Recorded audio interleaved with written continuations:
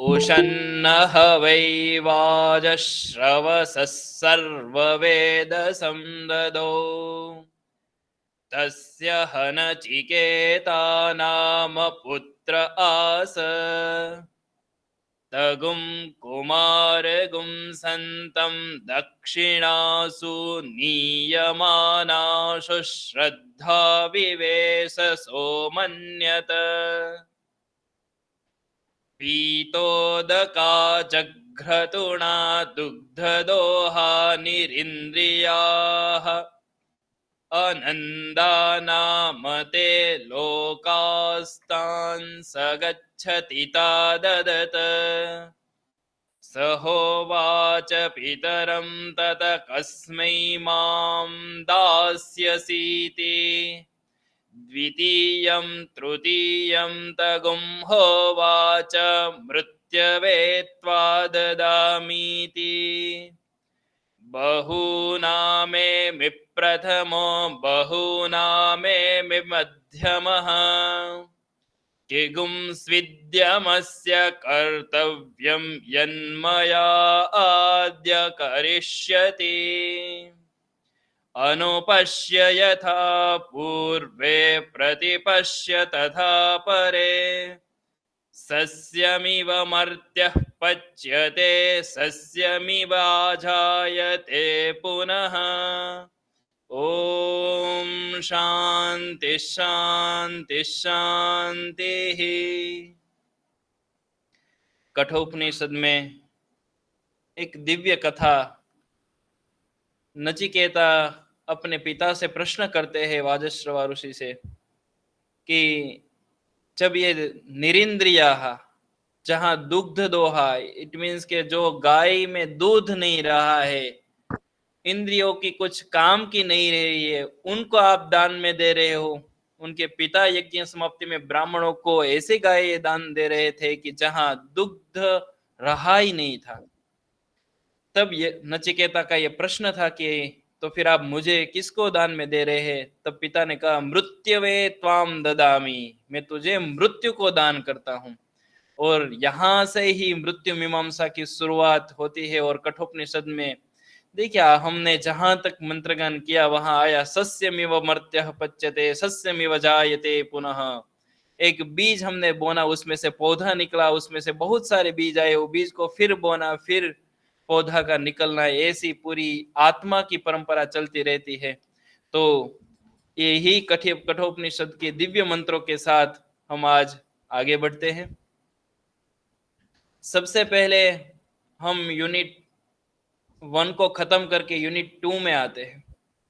अभी यूनिट 2 में शास्त्र की रचना कैसे होती है, या तो शास्त्र का कैसे निर्माण होता है, उनके क्या नियम होते हैं, ये सारी बातें हमें यूनिट 2 में देखने को मिलती है।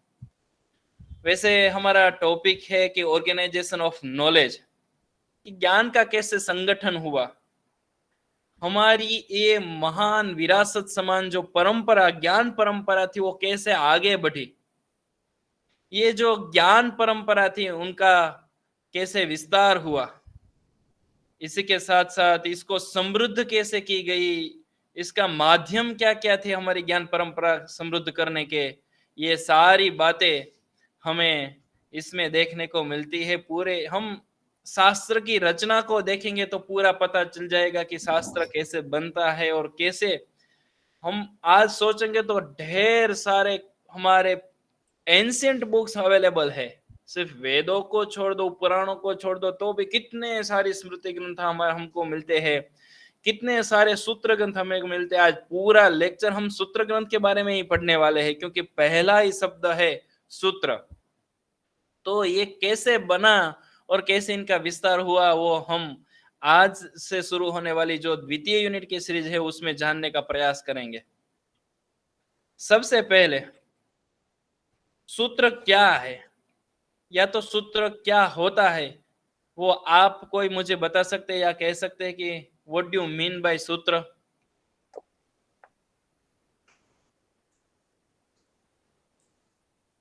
गुरुजी, साइंस में तो सूत्र को हम मानते हैं फॉर्मूला। Yes, exactly.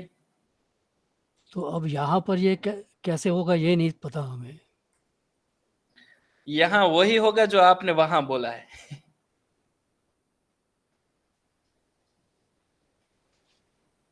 देखो, सबसे पहले हम सूत्र क्या है और सूत्र की परंपरा कैसे चली, जैसे वाद परंपरा चली वैसे सूत्र की भी परंपरा चली है, और सूत्र पे ही हम आज पूरा पढ़ने वाले हैं। लेकिन सूत्र क्या है वो हम आगे जानने से पहले हमें थोड़ा इतिहास में जाना पड़ेगा।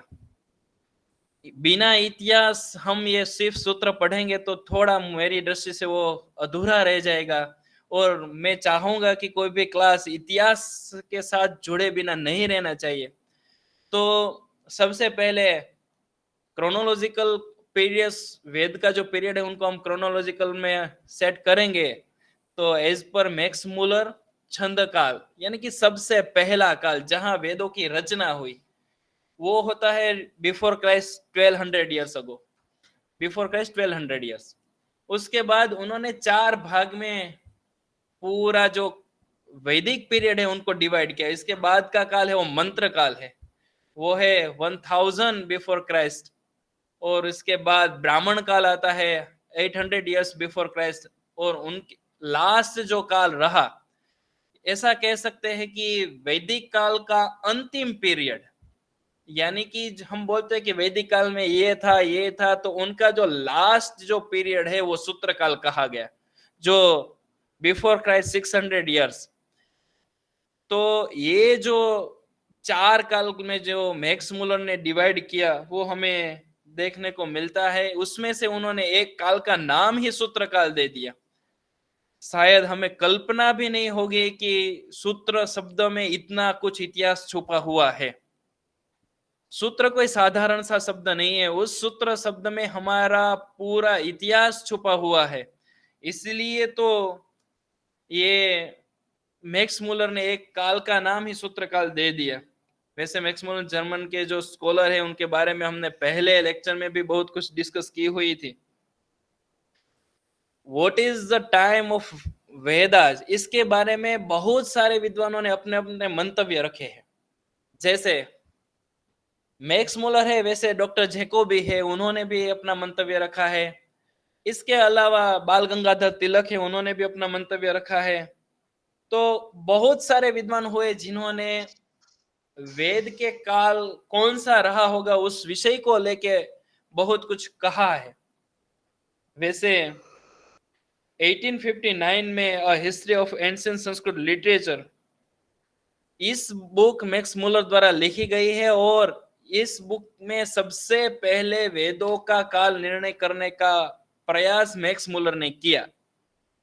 1859 में लिखी हुई ये book a history of ancient Sanskrit literature, उस बुक में उन्होंने वेद का जो काल था इनको 4 भाग में डिवाइड किया, छंद काल, मंत्र काल, ब्राह्मण काल और सूत्र काल।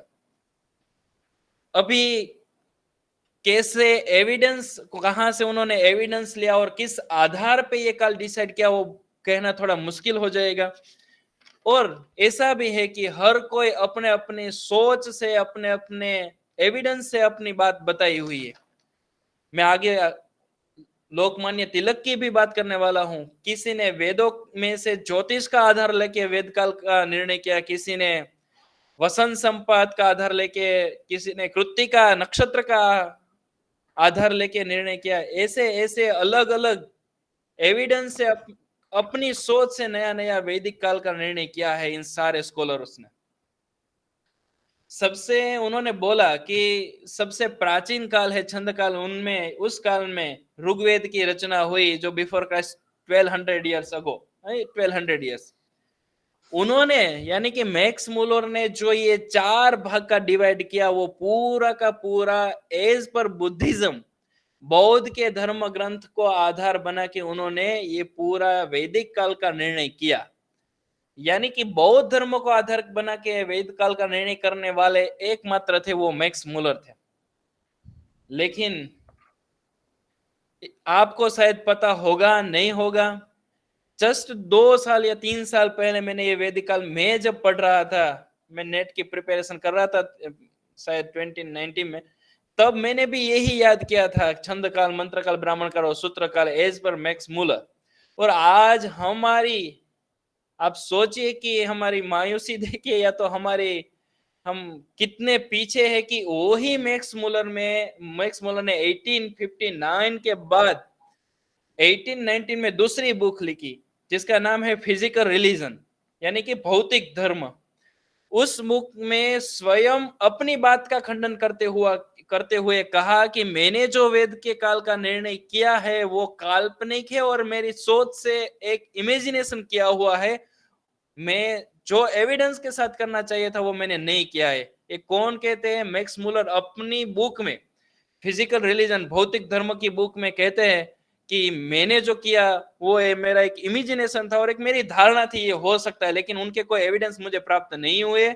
और मुझे ऐसा लग रहा है कि ये तो बहुत साल पुराना और साहित्य है जिसको हम 1200 साल बिफोर क्राइस्ट भी बोलना गलत होगा। लेकिन ऐसा वो मूवी में जैसे बोलते ना, हमें तो अपनों ने लूटा, गैरों में कहाँ दम था। वैसे आज देखिए हमारी टेक्स्ट बुक में हमें जो पढ़ाया जाता है वो मैक्स मुलर ने जो पहले 1859 में बोला हुआ जो ये काल का निर्णय वही पढ़ाया जाता है। फिर उन्होंने अपनी भूल को सुधार किया, लेकिन हम वही भूल को लेके आज पढ़ रहे हैं। खैर, वो बात अभी यहाँ करना और उसमें डिस्कस करने का टाइम नहीं है, हम आगे जाते हैं इसके बाद। तो गुरु जी, हाँ लास्ट सेमेस्टर में हमको हमारे गुरुजी भाव प्रकाश गांधी जी ने हमको पढ़ाया था कि वेद का पीरियड 1 अरब 96 lakh and some thousand year, या सॉरी 1 करोड़ 1 अरब 96 करोड़ 95 लाख ऐसा कुछ करके हमको पढ़ाया था। तो ये आधार कहाँ से कैसे मिला? आप जो बोल रहे हैं उनके बारे में मुझे पता नहीं है कि हाँ कहाँ से उन्होंने वो एविडेंस लिया होगा और कहाँ से उठा के या तो आधार से वो बोला होगा, हाँ किसने रिसर्च किया इसके ऊपर। लेकिन मुझे जब तक पता है कि सबसे ज्यादा दयानंद सरस्वती जी का मत एज पर ओवर थिंकिंग उनको मान्य रखते हैं। वो ऐसा बोलते कि वेद है अपौरुषेय है, लेकिन ये बात आज के साइंस के टाइम में ये बात शायद सबको स्वीकृत हो या न हो, हाँ लेकिन हमारी परंपरा में वेदों के लिए एक शब्द यूज हुआ है अपौरुषेय। हाँ, अपौरुषेय का शब्द का आपको पता ही है वैसे कि यस। अपौरुषेय मीन्स के जिनको कोई पुरुष बनाने वाला नहीं है। और दूसरी बात यह है कि as per our Indian philosophy, जब से ये सृष्टि की रचना हुई तब से ये वेदों की रचना है, इसके बनाने वाले का नाम कहीं भी नहीं मिल रहा है। इसका अर्थ एक ही है कि किसी ने बनाया, जिसने अभी ये ब्रह्मांड की उत्पत्ति जब हुई तब भी मानना पड़ेगा ये वेदों की उत्पत्ति हुई, क्योंकि हमारे हाँ पास और तो एविडेंस है ही नहीं। तो वेदों का निर्णय करना है तो हमें हमारी ट्रेडिशन के हिसाब से देखना है तो अपौरुष ही बोलना पड़ेगा। फिर हम राइट। बहुत सारे जैसे लोकमान्य तिलक की बात में आगे करने वाले, उन्होंने एक संपाद का आधार बना के निर्णय किया, लेकिन फिर भी ये 1200 या 1000 साल तो बहुत कम है बिफोर कम है, क्राइस्ट। हाँ। इतना तो नजदीक होगा तो बहुत कुछ हमें एविडेंस मिल ही जाते ऐसा लग रहा है, लेकिन फिर भी ये हमें पढ़ाया जाता है, हम पढ़ लिए। Right right. लेकिन बाल गंगाधर तिलक ने 2 बुक लिखी है। उसमें से सबसे पहले उन्होंने ओरायन करके एक बुक लिखी, the Orion on research into the Veda के ऊपर पूरा उन्होंने ये बुक लिखी है। उनमें सबसे पहले उन्होंने जो वसंत संपात उनको आधार बनाया, और वसंत संपात को आधार बना के उन्होंने कहा कि ये वेदों का टाइम ये हो सकता है। उन्होंने कुछ, आई थिंक बहुत लंबा भी उन्होंने भी नहीं बताया था, लेकिन जब तक मुझे पता है तब तक। इसके बाद जो दूसरी बुक लिखी, Arctic home in the Vedas, वहां उन्होंने स्पष्ट लिखा कि वेदों का time minimum before Christ 10,000 years है। तो ये बाल गंगाधर तिलक का मत था। उन्होंने पहले तो 2000 3000 आई थिंक 4000 साल ऐसा कुछ बोला हुआ है, लेकिन इसके बाद जो उन्होंने जो बोला the Arctic home in the Vedas, उसका वहां क्लियर बोल दिया कि 10,000 साल पुराना तो है ही। इससे आगे कितना होगा हम नहीं बोल सकते, लेकिन इससे पहले वेद का काल का निर्णय करना वो गलत होगा। ये बाल गंगाधर तिलक का मत था। और इन्होंने जो आधार लिया वो वसंत संपात, वैसे संपात वो पूरा ज्योग्राफी का विषय है, मुझे थोड़ा ये समझा पाओ ना पाओ, लेकिन संपात का अर्थ ऐसा होता है कि जब सूर्य की जो रेज है वो सीधी विषुववृत्त के ऊपर आती है तो उसको संपात कहा जाता है। ऐसा कहा जाता है कि जब 21 के बाद 21 जून तक जो ऐसे ऐसे दिन बढ़ता जाता है वो संपात का समय है। वैसे हमारे शास्त्र में भी वसंत संपात, शिशिर संपात, शरद संपात ऐसे शब्द देखने को मिलते हैं। वैसे सूर्य जब के रेज भारत उत्तरी गोलार्ध में है तो उत्तरी गोलार्ध में भारत के ऊपर जब उनके सीधे किरण गिरते हैं तब दिन का समय बढ़ता है और रात का समय कम होता जाता है। ऐसा कहां तक चलेगा? तो 21 जून तक ऐसा चलेगा और 21 जून के बाद फिर दिन का समय कम होगा, रात का समय बढ़ता जाएगा। ये पूरा ज्योग्राफी का विषय है। लेकिन जो ये पीरियड है उन पीरियड को कैसे उन्होंने आधार बनाया होगा वो तो हमें ये सारी दोनों बुक ही पढ़नी पड़ेगी, क्योंकि लेकिन ये वसंत संपात यानी कि अभी जो चल रही है वो वसंत ऋतु ही चल रही है, तो ये वसंत को आधार बना के ही उन्होंने ये वेद काल का निर्णय किया। तो इसके बाद हमें ये देखना है कि सूत्रकाल क्या है। तो ये दोनों ने ऐसे सूत्रकाल के बारे में बोल तो दिया, लेकिन सूत्रकाल क्या है वो हमें देखना है। तो सबसे पहले कि मैंने जैसे बोला वो उत्तर वैदिक काल है, क्योंकि ये दोनों ने सूत्रकाल के बारे में बोला है, लेकिन ये जो सूत्रकाल है उत्तर वैदिक काल है। ऐसा कहा जाता है कि समाज, सभ्यता और सांस्कृतिक और साहित्यिक, स्पेशली रिलीजियस जो भी लिटरेचर था उनका इतना विस्तार हो गया कि जो वांग्मय था, जो साहित्य था या शास्त्र थे वो इतने जटिल हो गए कि इनका संक्षेपीकरण आवश्यक था। तो कैसे भी करके इनको संक्षेप तो करना ही है। तो कैसे संक्षेप करेंगे ये सोच से ही ये सूत्रकाल की शुरुआत हुई है। जो वांग्मय का जितना भी फैलावा था उनका जो संक्षिप्तीकरण करने के लिए या तो ज्ञान का संरक्षण और वो जो संरक्षण की जो भी समस्या हो रही थी उनकी समाधान के लिए सूत्रकाल की शुरुआत हुई। पहले विस्तार होता गया। पहले वेद में कंठोपकंठ विद्या थी, लेकिन एक टाइम ऐसा आया कि कंठस्थ भी कितना याद कर पाएंगे लोग, वेद के मूल मंत्रों को याद रखेंगे। फिर ब्राह्मण आया, फिर आरण्यक आए, उपनिषद आए, ऐसे तो विस्तार इतना बढ़ता गया कि लोगों को कंठोपकंठ करना भी, कंठस्थ करना भी मुश्किल हो गया और याद रखना मुश्किल हो गया। और हम ऐसा कह सकते यही सिचुएशन से ही सूत्रकाल की शुरुआत हुई है। यानी कि हमारे शास्त्र को बचाने के लिए और इतना विस्तार हुआ, उनका थोड़ा कंट्रोल इन द सेंस संक्षिप्तीकरण करने के लिए ही उनकी एक संक्षेप करने की एक आवश्यकता थी और इस आवश्यकता से ही ये सूत्रकाल का जन्म हुआ। वैसे सूत्र भी क्या है वो देखने जाएंगे तो वैसे आपको भी पता ही है कि concise statement of A theoretical principles, यानी कि कोई भी बात को बहुत संक्षेप में कहना, उनको ही सूत्र बोलते हैं। जैसे आपने बोला कि हमने साइंस में सुना है जिसको हम फॉर्मूला बोलते हैं, तो फॉर्मूला क्या होता है? बहुत छोटा भाग, उसमें से हम पूरा जो भी मैथ्स के जो दाखले आते हैं उनको सोल्व करना, वो एक फॉर्मूला को लेके हम सोल्व करते हैं। तो बहुत छोटा भाग होता है जिसको संक्षेप किया हुआ है और उनको ही सूत्र बोलते हैं। इसके अलावा सूत्र शब्द के अर्थ पे भी हम जाने वाले हैं, लेकिन धीरे ये सूत्र शब्द बहुत जगह पे यूज होने लगा।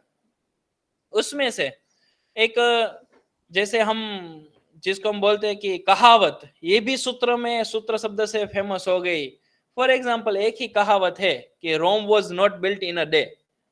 तो एक कहावत है, आप सोचिए कि इनके ऊपर बहुत सारे विषय के ऊपर आप सोच सकते हैं कि एक ही कहावत में उन्होंने बहुत कुछ भर दिया है कि Rome was not built in a day. इसका अर्थ ये हुआ कि एक बहुत सारी पूरी सभ्यता भी हो सकती है, इनके बनाने में इतने सालों वर्ष भी लगे होंगे, ये मेहनत हुई होगी, इनमें इतने इतने राजा हुए होंगे। तो ये सारा जो इतिहास है उन्होंने एक ही शब्द में या तो एक ही सेंटेंस में छुपा देना, यही जो ये एग्जाम्पल से आप सूत्र शब्द को समझ पाएंगे कि इनको हम सूत्र बोलते हैं। जैसे हिंदी में मैंने एक यहाँ एग्जांपल लिखा है कि हथेली पर सरसों नहीं जमती। तो कोई भी काम करने के लिए लंबा प्रयत्न करना पड़ता है, और लंबे प्रयत्न के बाद वो, वैसे इसका उल्टा भी कहावत, उल्टी भी कहावत हमें देखने को मिलती है कि हथेली पर सरसों को उगाना, लेकिन एक फेमस है, हथेली पर सरसों नहीं जमती, यानी कि उनके लिए हमें खेत में जाना पड़ता है, मेहनत करनी पड़ती है। ये बहुत सारा ज्ञान उन्होंने एक वाक्य में भर दिया। तो ये हुआ सूत्र। हम सबसे पहले इनको समझेंगे और इसके बाद हम आगे जाएंगे। तो ये जो हुआ वो सूत्रकाल हुआ, और सॉरी सूत्र हुआ। अभी हम देखिए कि सूत्र का अर्थ क्या होता है, उनकी डेफिनेशन क्या होती है। इनके ऊपर जाने से पहले मैं जिन लोगों ने ये पहले जैसे कहा कि मैक्स मुलर की बात हो, या फिर दयानंद सरस्वती जी की बात हो, या फिर बाल गंगाधर तिलक की बात हो, उन्होंने जैसे टाइम का विभाजन किया, उनके बारे में थोड़ा कहना चाहूंगा।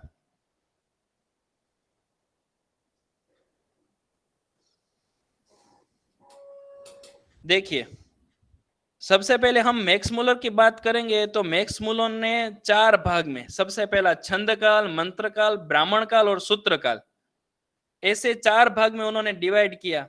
और उनमें से जो छंद काल है उनको इन्होंने, जैसे मैंने वेद का काल बोला बिफोर क्राइस्ट 1200 इयर्स, तो जो छंद काल है वो छंद काल को सबसे पहला टाइम दिखा के, मैं मैक्स मुलर की बात कर रहा हूं, उन्होंने 1200 साल कहा। और दूसरा पीरियड जैसे मैंने मंत्र काल कहा, तो ये जो मंत्र काल कहा वो बिफोर क्राइस्ट 1000 इयर्स, ये एज पर मैक्स मुलर।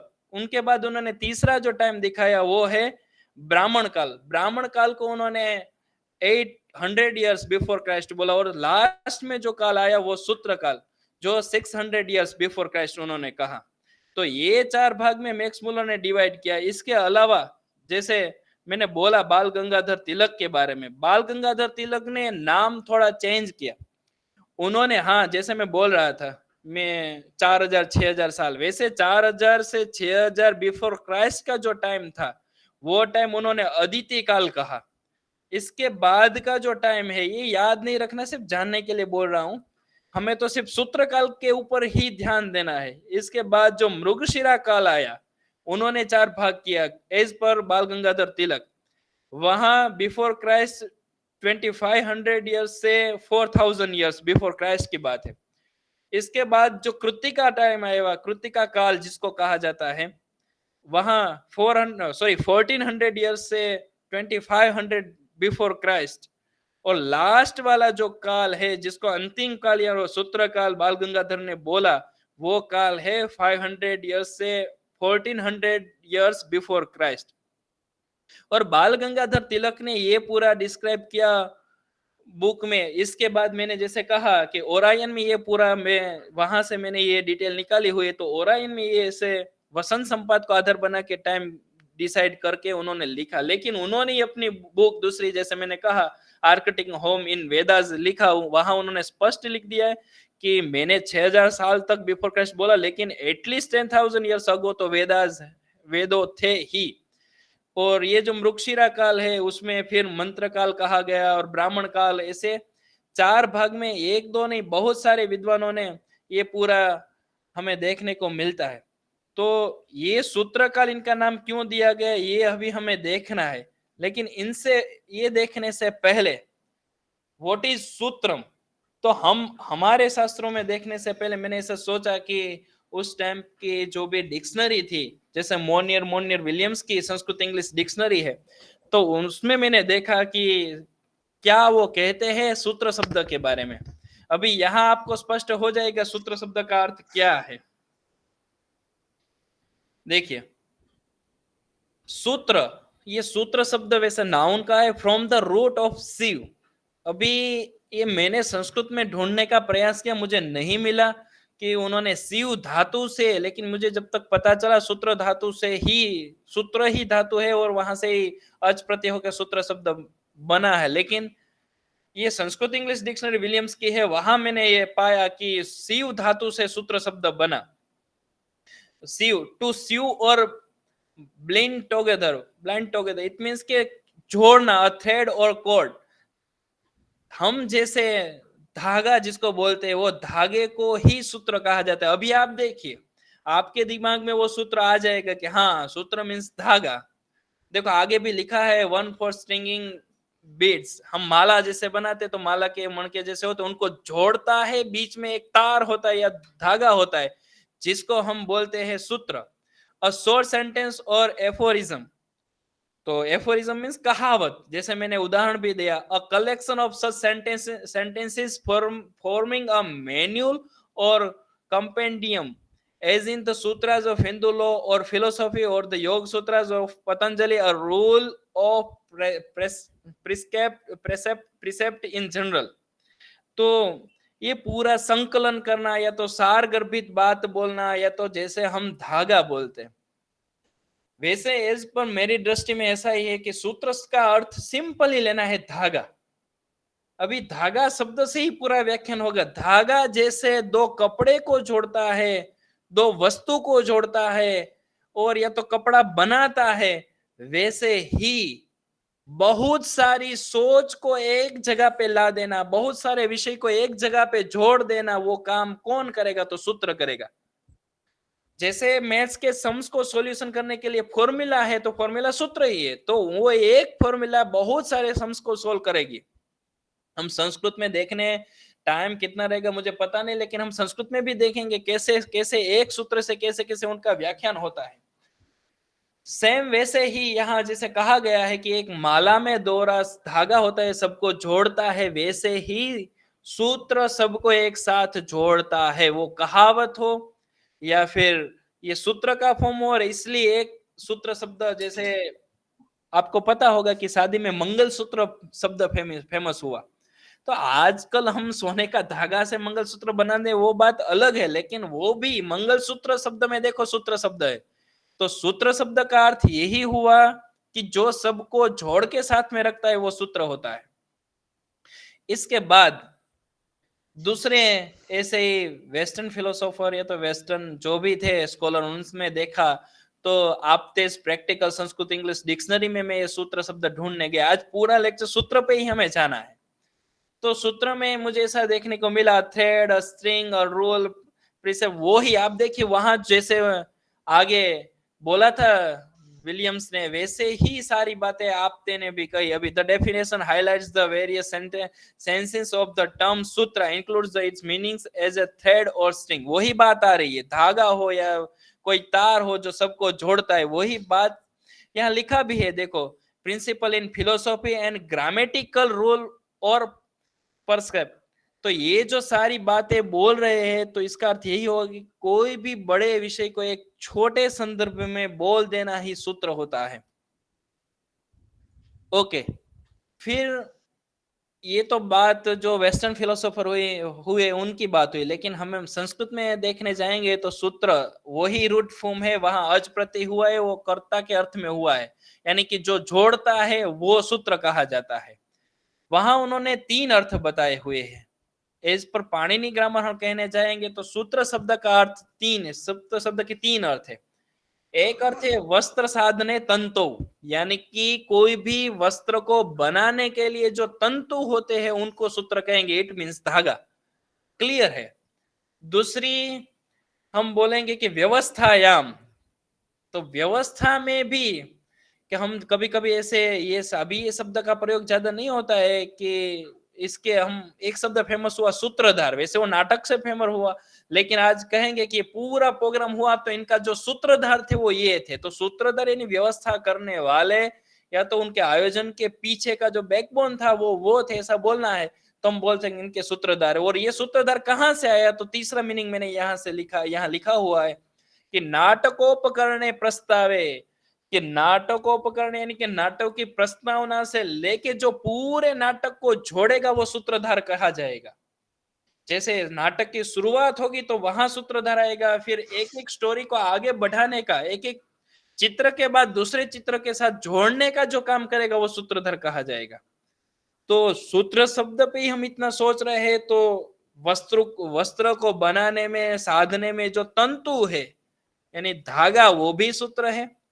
व्यवस्था के अकॉर्डिंग टू व्यवस्था भी सूत्र शब्द हमें देखने को मिलता है। और नाटक में जो नाटक को जोड़ता है वो सूत्र कहा जाता है। तो ये तीन में से ही सारे सूत्र शब्द हम कहीं ना कहीं उनके अर्थ जोड़ सकते हैं। वैसे जो सारी बातें कही वो यहाँ आपको देखने को मिलेगी, हम इसमें डीप में नहीं जाएंगे, लेकिन व्हाट इज सूत्रम, ये सूत्रम क्या है, तो वही बातें फिर से घुमा घुमा के यहाँ लिखी हुई है। ये तो थोड़ा डिटेल में आप समझ पाए, अपने आप पढ़ पाए, इसलिए मैंने ये व्हाट इज सूत्रम करके ये स्लाइड डाली हुई है। Sutram, sutras are often used in fields such as philosophy, religion, law and medicine, where a clear and concise statement or principle or practice in important examples well known sutras include the yoga sutras of Patanjali। वही बात है, ब्रह्म सूत्र, वेदांत philosophy. अभी देखिए, और specially Panini on Sanskrit grammar. तो ये सूत्र ग्रंथ लिखे गए, वो सूत्र ग्रंथ क्यों कहे गए, तो उस टाइम पे लिखे गए जिस टाइम पे तो वेद का अंतिम भाग था, और वेद के अंतिम भाग में ज्ञान का इतना विस्तार हो गया और उनको कहीं संक्षिप्त करने की जरूरत थी, और संक्षिप्त करने के काम जिसने किया वो सूत्र ग्रंथ थे। इसलिए उस वेद का जो अंतिम भाग है, वेद का मीन्स वेद ग्रंथ का नहीं, वेद वैदिक जो पीरियड है उनका जो अंतिम टाइम है उनको सूत्र काल कहा गया है, क्योंकि उस टाइम पे ये सारे सूत्र ग्रंथों की रचना हुई। Is it clear? जी यस सर। ओके, अभी ये सूत्र शब्द की डेफिनेशन क्या है वो हमें थोड़ा देखना पड़ेगा, क्योंकि एक ही टॉपिक है सूत्रम, उस पे उस टॉपिक के ऊपर ही हमें सारी डिस्कस करनी है। तो स्पेशली कहीं से मिला नहीं, लेकिन विष्णु धर्मोत्तर पुराण, शायद अग्नि पुराण और शायद वायु पुराण, ये तो तीनों में ऐसे सूत्र शब्द का डेफिनेशन जो सबसे ज्यादा संस्कृत जगत में फेमस हुई जो डेफिनेशन है वो मैंने यहाँ लिखी हुई है। अल्पाक्षरम असंदिग्धम सारवत विश्वतो मुखम अस्तोभम अनवद्यम च सूत्रम सूत्रविदो विदुहु।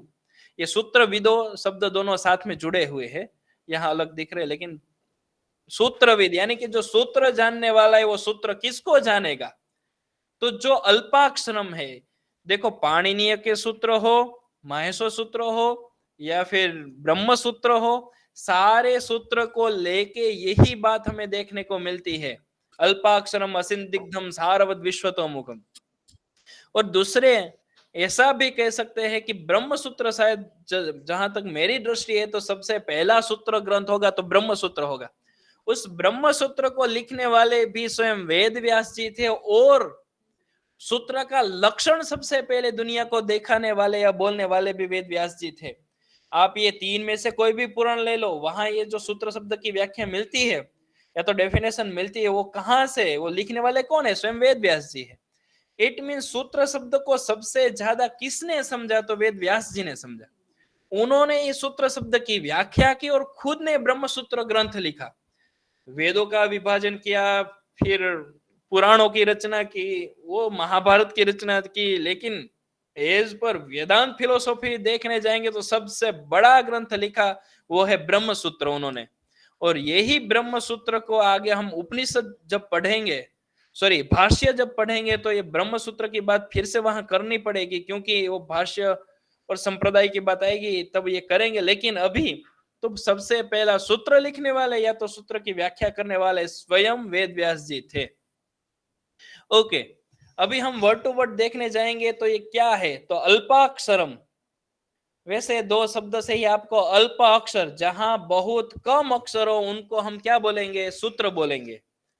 दूसरा है असंदिग्धम, असंदिग्धम यानी कि वो कैसा होना चाहिए, सबसे पहला थोड़े अक्षर में बहुत ज्यादा अर्थ का बोध कराने का सामर्थ्य जिसमें है उनको हम सूत्र बोलेंगे। दूसरी बात, वो कैसा होना चाहिए, तो असंदिग्धम यानी वहां संदेह नहीं होना चाहिए, संदेह से रहित होना चाहिए। वैसे ये संदेह क्या होता है, कैसे संदेह उत्पन्न होता है, ये देखने के लिए भी हमें कोई सूत्र लेके पढ़ना पड़ेगा। लेकिन एक उदाहरण मैं आपको बोल दूं कि जैसे पाणिनि का एक सूत्र है उकालो ह्रस्व दीर्घ प्लुतः, तो एक ग्रामर का नियम है कि जैसे राम और लक्ष्मण को जोड़ना है तो राम लक्ष्मणो होना चाहिए, या तो दूसरा द्वंद्व समास करना है जैसे पाणी और पाद यानी कि हाथ और पैर बोलना है तो पाणी पादम होना चाहिए। तो जब या तो दो को जोड़ेंगे तो वहां समास होगा। ये सिर्फ प्रयत्न करना है समझने का कि दो को जोड़ेंगे तो संधि बात अलग है लेकिन समास होगा। तो उस समास में दो ऑप्शन है, एक तो द्वंद्व है, दोनों द्वंद्व ही, लेकिन एक है वो समाहार है और इतरेतर है। एक में जैसे राम लक्ष्मण हुए तो उसको द्विवचन में बोलना पड़ेगा, राम लक्ष्मणो। लेकिन राम लक्ष्मण और दूसरा कोई हमें ऐसे बोला भरत बोलना है तो राम लक्ष्मण भरताहा। तो भरताहा क्यों हुआ? क्योंकि राम लक्ष्मण और भरत तीन है, तो ये तीन को मिला के हमें क्या प्रथमा विभक्ति का बहुवचन बोलना पड़ेगा। थोड़ा कुछ संस्कृत आप सीखे हुए हैं। तो ये जो हुआ तो या तो राम लक्ष्मण भरताहा बोलना पड़ेगा और या तो वाक पाणी पादम करके नपुंसकलिंग एक वचन बोलना पड़ेगा। कहाँ बहुवचन करना न कहाँ नपुंसकलिंग एक वचन करना, उनके लिए तो पूरा व्याकरण पढ़ना पड़ेगा और डीप में सूत्र के साथ पढ़ना पड़ेगा। लेकिन मैं जो उदाहरण आपको एग्जांपल समझाने का प्रयत्न कर रहा हूं वहां उकालो ह्रस्व दीर्घ प्लुतः, तो पीछे एक शब्द है कि ह्रस्व दीर्घ प्लुतः। तो यहाँ कितने वर्ड है? तीन वर्ड है, ह्रस्व दीर्घ और प्लुत। तो तीन वर्ड जब आएंगे तो जब दो या दो से ज्यादा हो, तीन या तीन से ज्यादा हो, तो हमें डेफिनेटली बहुवचन करना पड़ेगा। तो उकालो ह्रस्व दीर्घ प्लुतः, वहां पाणिनि जी ने प्लुताः बोलना चाहिए, तो प्लुतः क्यों बोला? वहां तो तीन है। अच्छा छोड़ दो, कोई बात नहीं, कोई बात नहीं, वहां तो फिर नपुंसकलिंग एक वचन ही बोलना था तो प्लुतम बोलना चाहिए। तो वहां प्लुतः क्यों बोलना? क्योंकि दो ही ऑप्शन होते, या तो प्लुताः बोलो या तो प्लुतम बोलो, लेकिन पाणिनि जी ने तो प्लुतः ऐसा कहा। तो ये क्यों कहा? ये संदेह हुआ, लेकिन इस संदेह हमारे दिमाग से उठा हुआ संदेह है। लेकिन यदि इस संदेह का कोई समाधान न मिले, अभी ये संदेह का समाधान में हम नहीं जाएंगे, क्योंकि ऐसा एक कहा जाता है कि श्रोत्रत्वात् साधु नहीं संदेहा, तो सॉरी ये व्याकरण के सारे नियम है कि नहीं संदेह लक्षणम अलक्षणम न भवति संदेहात्, यानी कि हमारे संदेह से कोई लक्षण कहा हुआ वो अलक्षण नहीं हो जाएगा। ओके, तो ये जो कहा तो वहां क्यों प्लुतः का ऐसे संदेह हमारा दिमाग में उठा है, लेकिन वहां संदेह का कोई स्थान है नहीं। तो जो भी सूत्र ये उकारो ह्रस्व दीर्घ प्लुत है वो पाणिनि जी ने अष्टाध्यायी में लिखा हुआ एक सूत्र ही मैंने एक ऐसे दिमाग में आ गया और उदाहरण दे दिया आपको। तो ऐसे तो हर सूत्र में डाउट करके लेकिन समाधान तो होता ही है। आप पाणिनि की अष्टाध्यायी के सूत्र को ज्यादा पढ़ने जाओगे तो आपको पता चलेगा कि एक एक सूत्र उठा के प्रश्न करते हैं कि यहाँ ई का समाधान होना, ई का ग्रहण होना चाहिए नहीं होना चाहिए। सिर्फ एक उदाहरण और भी मैं आपको बोलता हूँ, जैसे वहां प्रत्यय का चलो छोड़ दो, वो लास्ट में आएगा प्रत्यय, तब मैं आपको वहां से ही आगे जाऊंगा या तो वहां खत्म करूंगा। लेकिन प्रत्यय में भी बहुत ऐसे डाउट होते हैं, तो ये संदेह से रहित होना ये सूत्र का लक्षण है। इसके बाद सार स्वरूप होना चाहिए। ये सार स्वरूप क्यों होना चाहिए वो अभी बोलने की जरूरत नहीं, क्योंकि आपको पता कल चल गया। मैंने सूत्र काल के बारे में इसलिए बोला कि बहुत ज्यादा जो विस्तार होता जाता था वैदिक साहित्य, उनका संक्षेप करना जरूरी था। इसलिए सार स्वरूप इसका लक्षण होना ही चाहिए। यदि वहां सार स्वरूप नहीं है, सारवत नहीं है, वहां सारवत नहीं है, तो फिर कैसे वो फिर उनका विस्तार करने के लिए और बहुत बड़ा विस्तार हो जाएगा। इसलिए कोई भी सूत्र होगा वो सारवत होना चाहिए। इसके बाद आता है विश्वतोमुखम, जैसे आप देख सकते हैं यहां लिखा हुआ है विश्वतोमुखम। तो ये जो विश्वतोमुखम है इसका बहुत यहाँ बहुत हम बोलते हैं कि छोटा अर्थ बोल दिया, लेकिन विश्वतोमुखम का अर्थ क्या होता है? कोई भी शास्त्र होगा, जैसे मैं कोई भी शास्त्र में specially I am talking about Paniniya Vyakarana, वहां अष्टाध्यायी में उनको छोटा करने के लिए क्या दो शब्द प्रयोग होते हैं, एक होता है अपकर्ष और दूसरा होता है अनुवृत्ति। जब पाणिनि जी ने एक शब्द आगे बोल दिया है सूत्र में, आगे वाले सूत्र में, तो दूसरे वाले सूत्र में वो फिर से वो शब्द दोहराएंगे नहीं। हमें समझ लेना कि उस सूत्र हमें ऊपर से लेना है, उस वर्ड को। इतना ही नहीं, कभी कभी हमें नीचे वाले सूत्र से भी ऊपर अर्थ खींचना पड़ता है, जो अपकर्ष बोला जाता है। ये सारे एग्जाम्पल देने जाऊंगा तो लेक्चर लंबा हो जाएगा, लेकिन एक ही उदाहरण है। देखो पाणिनि का एक सूत्र है, आप पाणिनि व्याकरण पढ़े नहीं होंगे, लेकिन एक सूत्र है जैसे इको यण अची, वहां उन्होंने अची शब्द बोल दिया है। तो फिर आगे वही अची शब्द आगे जाता रहेगा। हर बार वो अची अची अची अची हर सूत्र में नहीं बोलेंगे। हमें अपने दिमाग से सोचना है कि यहाँ अची बोल दिया है तो वो अची है नहीं बोला है, लेकिन आगे सूत्र में बोला था, तो हमें यहाँ भी अची समझना है।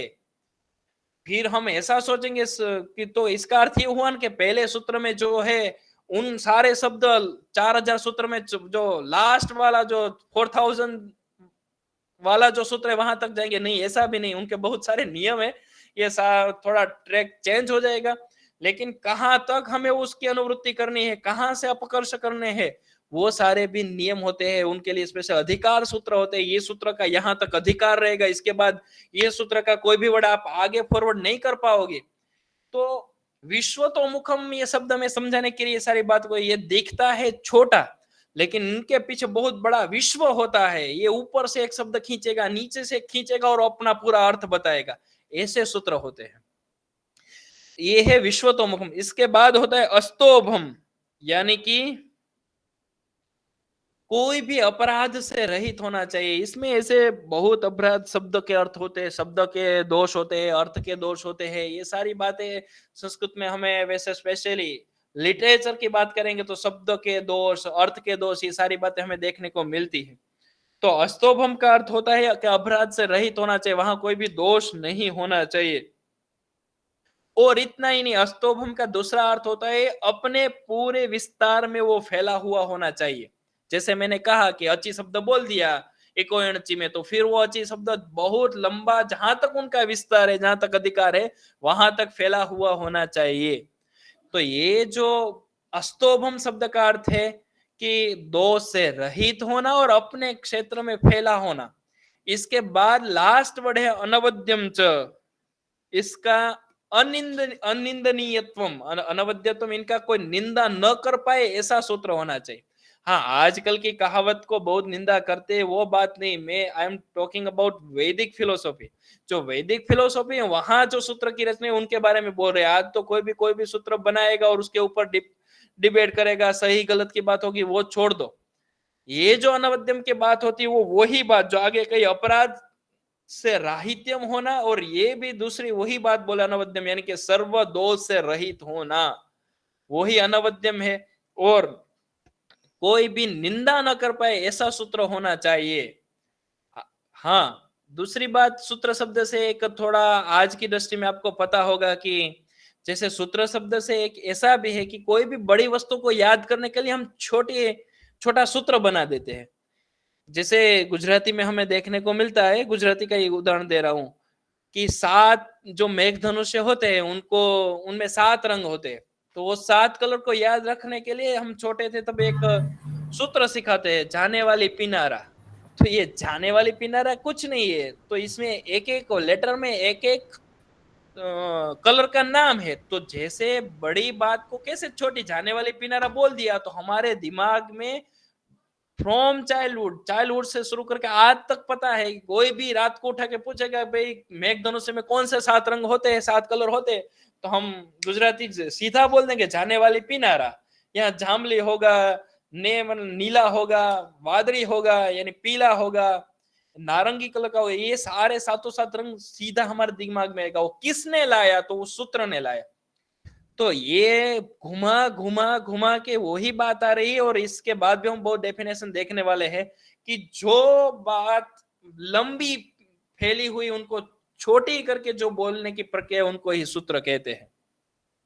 तो अल्पाक्षरम असंदिग्धम सारवद विश्वतोमुखम अस्तोभम अनवद्यम च सूत्रम सूत्रविदो विदुहु। ये सूत्रविद यानी जो सूत्र जानने वाले हैं वो किसको सूत्र बोलते हैं, तो जो अल्पाक्षर है, असिन। और यही संस्कृत जगत में सूत्र के बहुत सारे लक्षण है, लेकिन सबसे ज्यादा प्रसिद्ध हुआ लक्षण ये है। ओके, इसके बाद महान्तः वाचस्पति मिश्रः स्वीय भामति टीकायां सूत्रस्य लक्षणम एवं कथयति। जो महान विद्वान जो वाचस्पति मिश्रा जी हुए, उन्होंने अपनी एक टीका लिखी हुई, उसके संदर्भ में वो थोड़ा देखना पड़ेगा, लेकिन ये इसके पीछे भी एक बहुत बड़ी स्टोरी है, वो अभी हमें नहीं जाना है। लेकिन एक लाइन में बोल दो तो इतना कह सकते हैं कि इतना वो टीका लिखने में व्यस्त हो गए कि उनको पता ही नहीं चला कि मेरी शादी हो गई है। फिर इतने सालों के बाद अपनी पत्नी को पूछते कि आप कौन हो। देखिए ये शास्त्र में कितने इन्वॉल्व हो गए होंगे, या तो शास्त्र लिखने में कितने डूब गए होंगे। अपनी पत्नी को पूछ रहे हैं कि ये मेरे आश्रम में सेवा करने वाले, मेरी सेवा करने वाली आप कौन हो। तब उनकी पत्नी कहती है कि शायद आप भूल गए होंगे, लेकिन इतने साल पहले मेरे पिता ने आपसे मेरी शादी करवाई थी। तब उनको स्मरण आता है, ओ इतने साल पहले मैं तो इनसे शादी की थी, लेकिन फिर मैं तो ये पूरे शास्त्र में डूब गया। और यही उनके, लेकिन वो भामती थी, उनको पता था कि मेरे जो पतिदेव है वो इतने शास्त्र लिख रहे हैं, एक संस्कृति की सेवा करे, तो दिन रात उनको डिस्टर्ब भी ना हो ऐसे वो पूरा खाना दे के वहां से निकल जाते थे। कभी भी ऐसा कहा जाता है, वाचस्पति मिश्रा ने उनकी मुंह पे नहीं देखा है कि यह थाली रखने के लिए भी कौन आ रहा है। और फिर उन्होंने अपनी जो टीका लिखी, ये अपने जो पत्नी का जो सेक्रीफाइस था उनके कारण लिख पाए, ऐसा कह के उन्होंने अपनी टीका का नाम ही भामती टीका लिखी। शायद वेदांत में ही है, लेकिन फिर भी देखना पड़ेगा। तो उनकी टीका का नाम ही लिख दिया भामती टीका। ये तो स्टोरी बीच में आ गई, लेकिन वहां उन्होंने सूत्र शब्द की डेफिनेशन दी हुई है। लघुनी सूचितार्थानि स्वल्पाक्षर पदानि च सर्वतः सारभूतानि सूत्राण्याहुर मनीषिणः। मनीषिण यानी ऋषियों। किसको सूत्र आहु, आहु यानी कहते हैं सूत्राणी। किसको सूत्र कहते हैं? तो लघुनी यानी छोटा हो, सूचितार्थानि और बहुत बड़ा अर्थ को सूचित करने वाले हो, स्वल्पाक्षर पदानि च बहुत छोटे अक्षर से बने हुए छोटे छोटे और बहुत कम पद जहां हो, और सर्वतः सारभूतानि चारों ओर से जो सारभूत हो उनको मनीषी लोग सूत्र कहते हैं। मेरे दिमाग में और एक बात आ रही है। उस टाइम था कि ये सारे शास्त्रों को संक्षिप्त करने की जरूरत थी, इसलिए एक कहावत संस्कृत जगत में फेमस हुई, एकमात्रा लाघवेन पुत्रोत्सव मन्यन्ते वैयाकरणाः। यानी कि एक बड़े शब्द में कुछ ऐसा उपाय करके यदि एक छोटी सी मात्रा भी कम हो जाती है, तो ऐसा सोचते हैं वैयाकरण कि हाँ हमने तो हमारे घर जैसे पुत्र हुआ और जैसा उत्सव मनाओ ऐसा उत्सव मनाओ। फिर से बोल रहा हूं कि जैसे पुत्र जन्म में उत्सव और खुशी होती है, वैसी खुशी एक शब्द को या एक वाक्य को छोटा करने में खुशी होती है। किसको? वैयाकरण को। इसलिए ये सूक्ति या तो ये कहावत उस टाइम से फेमस हुई है, एकमात्रा लाघवेन पुत्रोत्सव मन्यन्ते वैयाकरणाः। सिर्फ एक मात्रा भी छोटी हो गई तो अपने आप को पुत्रोत्सव के जैसे मनाएंगे। कौन? ये वैयाकरण। इसलिए मैं ये बात बीच में दिमाग में आई और आपको कही कि उस टाइम ही ऐसा था कि जितना हो सके उतना संक्षेप करो, और जितना हो सके इतना संक्षेप करके जो बोलेगा तो सबको मजा आएगी। और ऐसे वैसे हम, ये हमारा विषय नहीं है, लेकिन व्याकरण के जितने भी पढ़ने के 5 बड़े प्रयोजन भाष्यकार पतंजलि ने बताए हुए हैं, उसमें से पहला ही बोलते हैं लघु, यानी कि किसी को छोटा करो तो वो बहुत बड़ी आपकी उपलब्धि होगी, और व्याकरण का काम है छोटा करना। एक एग्जांपल दे के आगे जाऊंगा। जैसे हम बोलेंगे मुझे पीने की इच्छा है, पानी पीने की इच्छा है, तो पाने की इच्छा है तो पातुम इच्छति, तो इतना बोलने के जगह पीपशीषति ऐसा बोल दिया, या तो पिपासा शब्द बोलने हैं कि पीने की इच्छा को पिपासा बोल दिया, जानने की इच्छा को हमने जिज्ञासा बोल दिया, तो ये एक प्रत्यय पाणिनीय व्याकरण में पाए जाते हैं। सॉरी, पढ़ने की इच्छा, पढ़ने की इच्छा पठितुम इच्छति बोलने की जगह पे हमने छोटा कर दिया पिपठिषति, तो यानी कि पढ़ने की इच्छा है तो बहुत छोटा बोल देना पिपठिषति, तो ये काम व्याकरण करता है।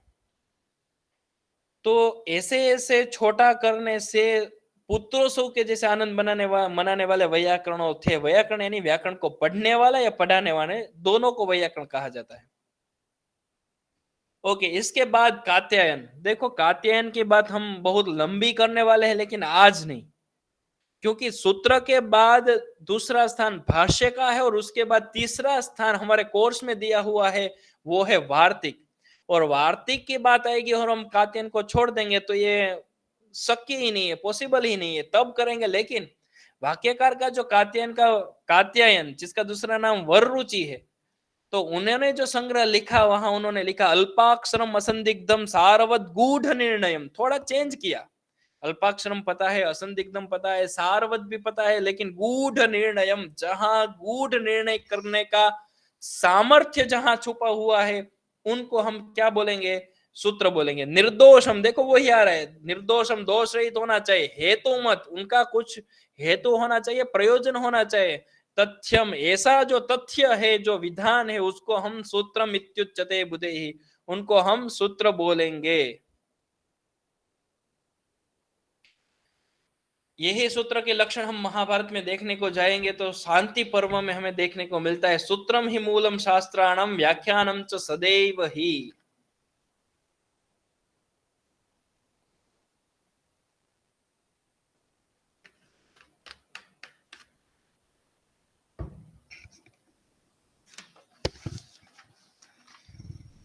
सूत्रम ही मूलम शास्त्राणम व्याख्यानम च सदैव ही। सारे शास्त्रों का जो मूल है, वो मूल क्या है? सूत्र है। वो सूत्रम ही मूलम शास्त्राणम व्याख्यानम च सदैव ही। और उन जो सारभूत जो शास्त्रों का जो मूल है, ऐसे जो सूत्र है, उनका व्याख्यान हमेशा होता ही रहना चाहिए। जैसे मैंने ट्रांसलेशन लिखा है, the sutra is indeed the root of all shastra, religious और cultural text, and its interpretation is always necessary. उनके भेद और व्याख्यान भी जरूरी है, होते ही रहने चाहिए। कि जो छोटे से सूत्र का व्याख्यान होता रहना चाहिए, और व्याख्यान कैसे होगा वो हमारे कोर्स में उनके ये भाष्य से होगा। ये सारी बात हम आगे करेंगे। This quote from the Mahabharata emphasizes the importance of the sutra as the fundamental basic of various shastras and highlights the need for interpreting it in order to fully understand its meaning and applications. हम जो बात कर रहे हैं वही बात महाभारत ने भी इसके ऊपर भार दिया हुआ है कि सूत्र ये हमारे फंडामेंटल सूत्र एज ए फंडामेंटल बेसिक है, हमारा ये रूट है, ये तो बेस है। इनको आधार बना के हमें पूरा शास्त्र समझना है। इसलिए सूत्रम ही मूलम शास्त्राणाम, सूत्र ही सारे शास्त्रों का मूल है और इसका व्याख्यान हमेशा होता रहना चाहिए। नाउ कम टू द योग सूत्र। तथाकारम च सूत्रम सामान्यम उपदिश्यते, ऐसे सूत्र हम सामान्य रूप से कहने चाहिए, उपदेश देने चाहिए। Similarly the sutra as a general principle is to be understand, सब लोग समझ पाए ऐसे सूत्र का उपदेश। सामान्यम उपदिश्य, सामान्य से जनरल हमें प्रिंसिपल कहते रहने चाहिए। ये हम सारी बातें ये क्यों बता रहे? क्योंकि पतंजलि का भी योग सूत्र है। आगे जो बात बनाने वाले हैं वो सारे अपने अपने एक एक सूत्र ग्रंथ लिखे हैं। सूत्र ग्रंथ भी आगे हम डिस्कस करने वाले। This quote from the Yoga Sutra of Patanjali suggests that the sutras should be understood as a general principle or rule rather than a specific prescription for every situation. These allows for a flexibility in applying the sutra to different contexts. तो यही बात है कि सामान्य के रूप में ऐसे सूत्र का विधान या तो सूत्र का प्रतिपादन होते रहने चाहिए या तो सूत्र का प्रतिपादन करते रहने चाहिए, और वो जनरल सब समझ पाए ऐसी भाषा में करना चाहिए। ऐसा ऐसे थोड़ी बात यहाँ ज्यादा व्याख्यान में हमें देखने को मिलता है। देखो ये अभी ब्रह्म सूत्र की बात, ये जो जितने भी रेफरेंस दिए, योग सूत्र की बात हो या तो फिर ये जैसे महाभारत की बात हो, I am honestly saying that कि ये शायद ये लोग जो ब्रह्म सूत्र वेदांत फिलोसफी में ब्रह्म सूत्र में यहाँ 1:1:14 दिया हुआ है यार, वहां देखने जाएंगे तो शिष्य हिताय उद्यमो विधेयो सूत्रार्थ सेवनम ऐसा नहीं मिलेगा। आई एम टेलिंग फ्रैंकली, मैं बोल रहा हूँ ये जो रेफरेंस है वो कहाँ से, वैसे मैंने भी कहीं ना कहीं से एविडेंस लिए हुए, लेकिन ये कहाँ होगा कि इस सूत्र के ऊपर किसी ने व्याख्यान किया हुआ होगा, वहां से उठा के ये रेफरेंस मैंने निकाले है। तो कोई ऐसा सूत्र है, इसका अर्थ ये नहीं कि ब्रह्म सूत्र में पहले अध्याय के पहले पाद में 14वां सूत्र ही है, शिष्य हिताय उद्यमो विधेयो सूत्रार्थ सेवनम। लेकिन जो पहले अध्याय के पहले पद का जो 14वां जो सूत्र होगा उसकी व्याख्यान में किसी ना किसी या तो भाष्य में ये बात होगी। कहाँ होगी मुझे नहीं पता है, मैं प्रामाणिकता से कहता हूं, लेकिन होगी। तो इस आधार से ये सारी बातें यहाँ डिस्कस हो रही है। शिष्य हिताय उद्यमो विधेयो सूत्रार्थ सेवनम, जब शिष्य का कल्याण करना है या तो शिष्य के हित के लिए हमें कुछ करना है तो हमें उद्यम करना चाहिए, और उद्यम भी कैसा होना चाहिए? सूत्रार्थ सेवनम, हमें सूत्र का सेवन करना चाहिए, यानी कि हमें सूत्र पढ़ने चाहिए और समझने चाहिए। सूत्र ही शिष्यिताय उद्यमो विधेयो सूत्रार्थ सेवनम। ये हर बार मैं इंग्लिश से ट्रांसलेशन नहीं पढ़ रहा हूँ, वही बात होती जो मैं बोल रहा हूँ। For the benefit of the disciples and engage in the study of the meaning of the sutras, efforts for the benefit of disciple, यानी कि शिष्यों के हित के लिए, उनके बेनिफिट के लिए हमें सूत्र का सेवन करना चाहिए। यदि मैं ही सूत्र नहीं पढ़ूंगा तो आपको कहां से सूत्र समझाऊंगा, इसलिए मुझे पहले सूत्र पढ़ने पड़े, बाद में अभी आपको सूत्र पढ़ा रहा हूं। इसके बाद सूत्रम व्यासस्य कृत्वा व्याख्याम शास्त्रस्य निर्णये, the Vritti Prakashika commentary on the Brahmasutra. Brahmasutra के ऊपर एक ये वृत्ति प्रकाशिका कमेंटरी है, किसने लिखी पता नहीं है, वहां से ये सूत्र शब्द के ऊपर मिला व्याख्यान। क्या सूत्रम व्यासस्य कृत्वा, सबसे पहले व्यास जी ने सूत्र की रचना की, व्याख्याम शास्त्रस्य निर्णय। देखो मैंने जो बात कही कि सूत्र की व्याख्या करने वाले और सूत्र लिखने वाले दोनों व्यास जी है, इसलिए यहाँ मिला हमें सूत्रम व्यासस्य कृत्वा व्याख्याम शास्त्रस्य निर्णय। सबसे पहले सूत्र की रचना होनी चाहिए, फिर शास्त्रों के गूढ़ रहस्यों के निर्णय के लिए हमें उनका ज्यादा से ज्यादा व्याख्या करनी चाहिए, व्याख्यान करना चाहिए। तो व्याख्या होगी तो उस सूत्र को हम समझ पाएंगे। इसके बाद पतंजलि जी, सूत्रम लक्षण पूर्वकम शास्त्रम प्रदर्शयति।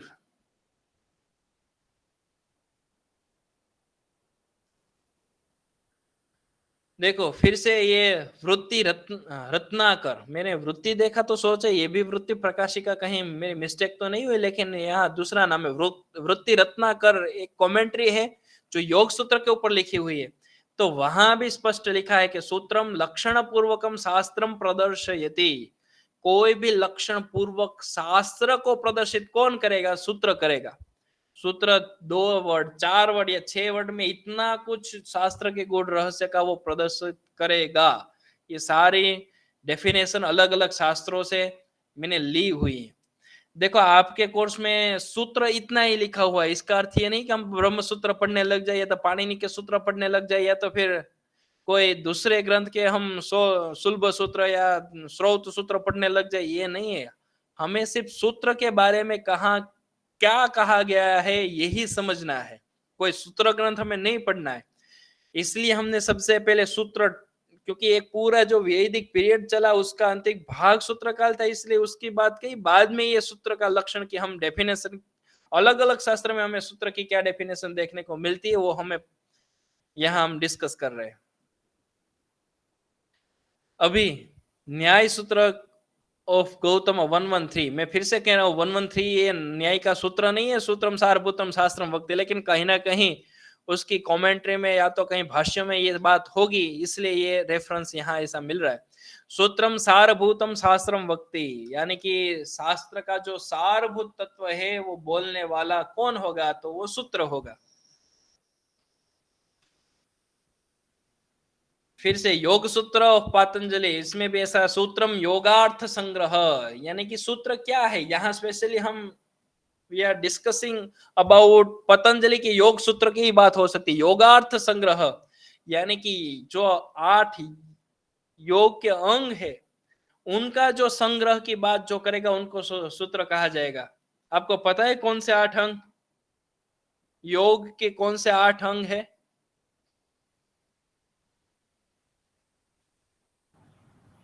यम नियम आसन, बोलिए बोलिए बोलिए। उपहार, प्रत्याहार, धारणा, ध्यान, समाधि। I don't remember in line. यम, नियम, आसन, प्राणायाम, धारणा, ध्यान और समाधि। समाधि। तो प्राणायाम, वैसे योग, प्रत्याहार, या प्राणायाम, प्रत्याहार और समाधि।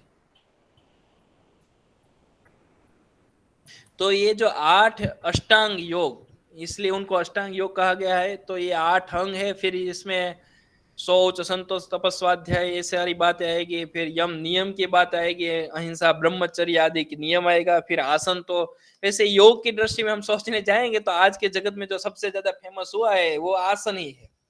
लेकिन योग सिर्फ आसन तक सीमित नहीं है, ये तो अलग आउट ऑफ टॉपिक बात करें। किसी के मन में मैं योगा कर रहा हूँ, इसका अर्थ इतना ही है कि वो सुबह में उठ के या तो पश्चिमोत्तानासन कर रहा है, या तो हलासन कर रहा है, या उत्तान पादासन कर रहा है, ऐसे 8-10 मैं योग कर रहा हूँ। लेकिन योग 8 अंग है, सिर्फ आसन एक उनका पार्ट है। यम नियम आसन प्राणायाम धारणा ध्यान और समाधि, अभी इसमें डीप में नहीं जाए, लेकिन ध्यान और समाधि, उसमें भी 2 प्रकार की समाधि के निर्विकल्प सविकल्प की बात आती है। तो वो सारी 8 अंग को जो सिद्ध करता है वो अष्टांग योगी कहा जाता था। और एक बार यदि ऐसा कहा जाता है, मैंने एक बहुत पुरानी बुक में, हम हो सकता है बियॉन्ड द साइंस हो, लेकिन मैंने पुरानी बुक या तो बुजुर्गों से एक बार सुना था कि जो कोई अष्टांग योग सिद्ध कर लेगा, वो ऐसा कहा जाता है कि एक बार वो जैसे स्वीट में सीरा आता है, सीरो जिसको हम गुजराती में बोलते हैं, उनको खाएगा और उसके बाद पेट में गया हुआ स्वीट में से वो घी को अलग करेगा, आटे को अलग करेगा। ये अष्टांग योग सिद्ध करने वाले ऐसे थे। वैसे अष्टांग योगी और सिद्ध योगी के बारे में आपको बहुत सारी बुक्स और बहुत सारा मटेरियल मिल जाएगा, वो आप पढ़ लेना कभी भी। ऐसे योग और योगी के बारे में जानना हो तो ऐसे बहुत हिमालय के योगी की बात करने वाली भी बहुत बुक्स हैं। तो ऐसा कह सकते बिना पानी बिना खाए भी रहने वाले योगी थे। तो यहां में इतना ही समझ रहे, सूत्रम योगार्थ संग्रह, योग के अर्थ का जो संग्रह जहां मिलता है वो हमें सूत्र के रूप में समझना चाहिए। एज पर पतंजलि मुनि के जो योग सूत्र के पढ़ रहे तो वहां सूत्र शब्द से योग का संग्रह ऐसा ही समझना चाहिए। इसके बाद भर्तृहरि की बात आती है। भर्तृहरि के बारे में आप क्या जानते हो?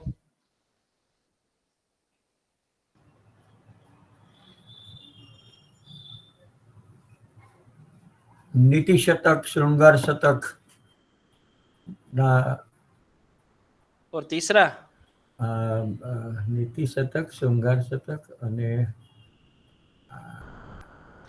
नीति शतक श्रृंगार शतक और वैराग्य शतक। हाँ राइट। ये जो शतक त्रयी, हाँ शतक इनकी शतक त्रयी इनकी रचना करने वाले भर्तृहरि है।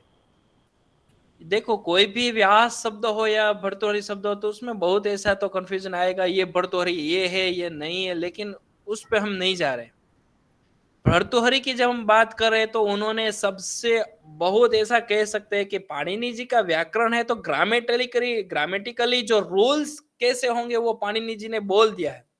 लेकिन हम फिलोसॉफी की दृष्टि से हमें पाणिनीय ग्रामर पढ़ना है तो हमें डेफिनेटली भर्तृहरि का वाक्य पदीय पढ़ना पड़ेगा। वहां भी उन्होंने वाक्य पदकांड वाक्यकांड ब्रह्मकांड ऐसे करके 3 विभाग किए हुए हैं।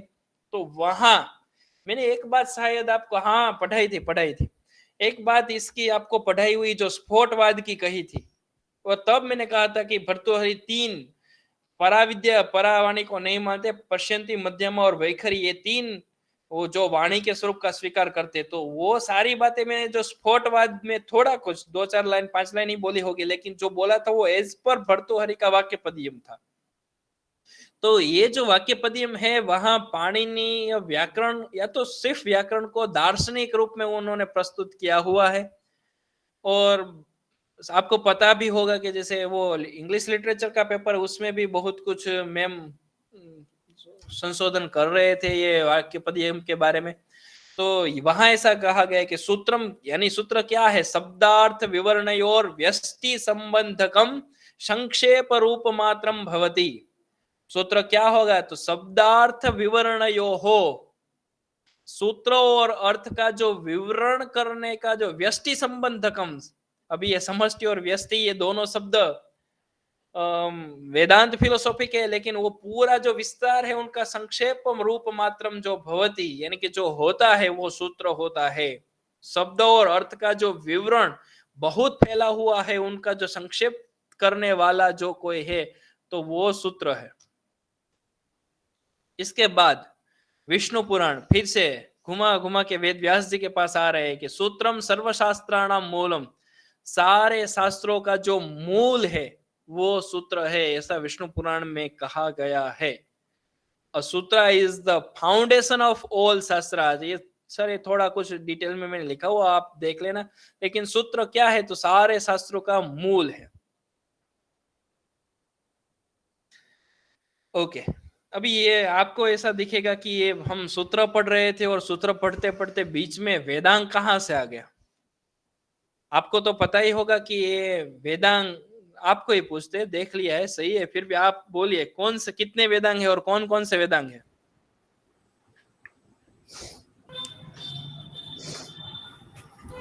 जी गुरुजी 6 वेदांग है। 6 वेदांग है, कौन कौन से? शिक्षा, निरुक्त, शिक्षा, व्याकरण, छंद, कल्प, व्याकरण, कल्प, निरुक्त, एक रहा ज्योतिष। ज्योतिष। हाँ, शिक्षा, कल्प, निरुक्त, व्याकरण, छंद और ज्योतिष, ये 6 है वो वेदांग है। मुझे जब तक पता है कहीं ना कहीं आपके कोर्स में या सिलेबस में वेदांग कहीं है या तो आने वाला है। मैंने I am not sure, but मैंने जो पूरा सिलेबस एक बार देखा था तो या तो कहीं वेदांग है या तो वेदांग आने वाले हैं। तो ये वेदांग में 6 वेदांग है, जिसमें से शिक्षा, कल्प, व्याकरण, निरुक्त, ज्योतिष और छंद। तो ये 6 वेदांग है। उनमें से 5 वेदांग है वो सूत्र शैली में लिखे गए हैं।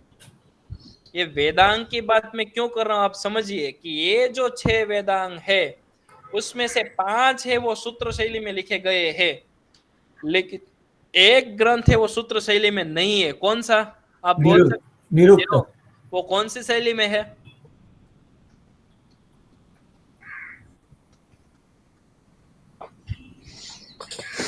वाद परंपरा में ये डिस्कस किया हुआ है निरुक्त के बारे में।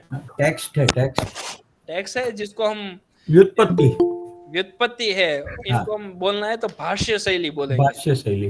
अभी भाष्य शैली का डिस्कशन आज नहीं करने वाले हैं, लेकिन नेक्स्ट लेक्चर में हम भाष्य शैली का डिस्कशन करेंगे। तो ये जो निरुक्त को छोड़कर, ये याद रखना, कौन सा वेदांग है जो सूत्र शैली में नहीं लिखा हुआ है, तो एकमात्र निरुक्त। बाकी शिक्षा सूत्र है, कल्प सूत्र है, व्याकरण सूत्र है, ज्योतिष सूत्र है और छंद सूत्र भी है। तो ये 5 सूत्र शैली में लिखे गए, इसलिए सूत्र शब्द ही कोर्स में दिया हुआ है, तो हमें ये पता होना चाहिए कि सूत्र शैली में कौन कौन से ग्रंथ है। ओके, ये आपको पता है इनको वेदांग क्यों कहा जाता है? They are the last part. Sorry, वेदों का अंतिम भाग है, इसलिए इसको पढ़े बिना हम लोग वेद नहीं समझ सकते। इनके पढ़े बिना वो आपकी बात सही है, एक्सेप्ट करता हूँ, लेकिन प्रॉपर उसको ये तो फिर गुरुजी वेद पुरुष के अंग है। वेरी गुड, ये आंसर चाहिए था। तो ये इसको पढ़े बिना तो हम वेद कभी नहीं समझ सकेंगे, लेकिन यहाँ अंग शब्द क्यों दिया गया है, तो वेद पुरुष, जो वैदिक जो लिटरेचर में जो वेद है, उनको हम ऐसा सोच लो कि कोई एक भगवान है, यानी एक पुरुष है। तो उन पुरुष के 6 अंग है। वो 6 अंग कौन कौन से? तो शिक्षा, कल्प, निरुक्त, व्याकरण, छंद और ज्योतिष। मुझे जब तक पता है किसने आंसर दिया था ये 6 अंग? जी गुरुजी, मैंने, श्री जी रानी क्षत्रिय। ओके, आप बता पाएंगे कौन सा अंग क्या शास्त्र है, यानी कि वेद का कौन सा? जी गुरुजी, छंद जो है वो वेद पुरुष के पैर हैं। ओके, छंद पैर जी, और शिक्षा जो है वो उनकी नाक है। शिक्षा है उनकी नाक है। जी, ज्योतिष है वो उसकी आंखें हैं। ज्योतिष है उनकी आंखें हैं। और व्याकरण है वो मुख है। व्याकरण है वो मुख है।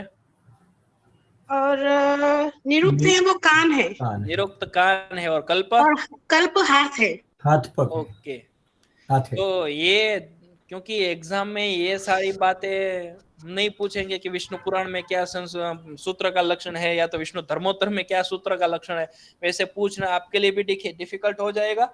लेकिन सिर्फ याद रखना है कि प्रयत्न करना है कि ये सारी बातें हम पढ़े हुए थी, ये सूत्र का लक्षण यहाँ ऐसा ऐसा दिया हुआ है, लेकिन ये जो बातें वेदांग कितने हैं, उसमें कितने शैली में लिखे गए, ये तो आपको याद रखना ही है। परीक्षा में एमसीक्यू बनाने में ऐसे ही क्वेश्चन आते हैं।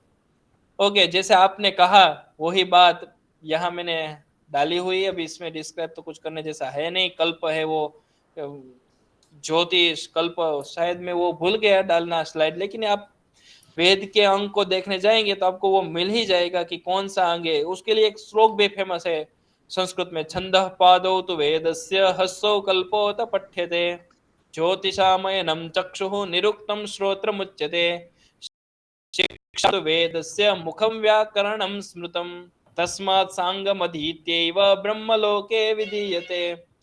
यानी कि ये 6 अंक को पढ़ेंगे तो ब्रह्मलोके भगवान के धाम में जाएंगे, ये बात है।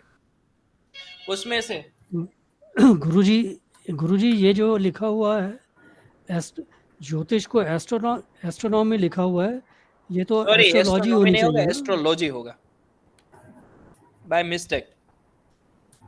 आपकी बात सही है, एस्ट्रोनॉमी नहीं एस्ट्रोलॉजी है।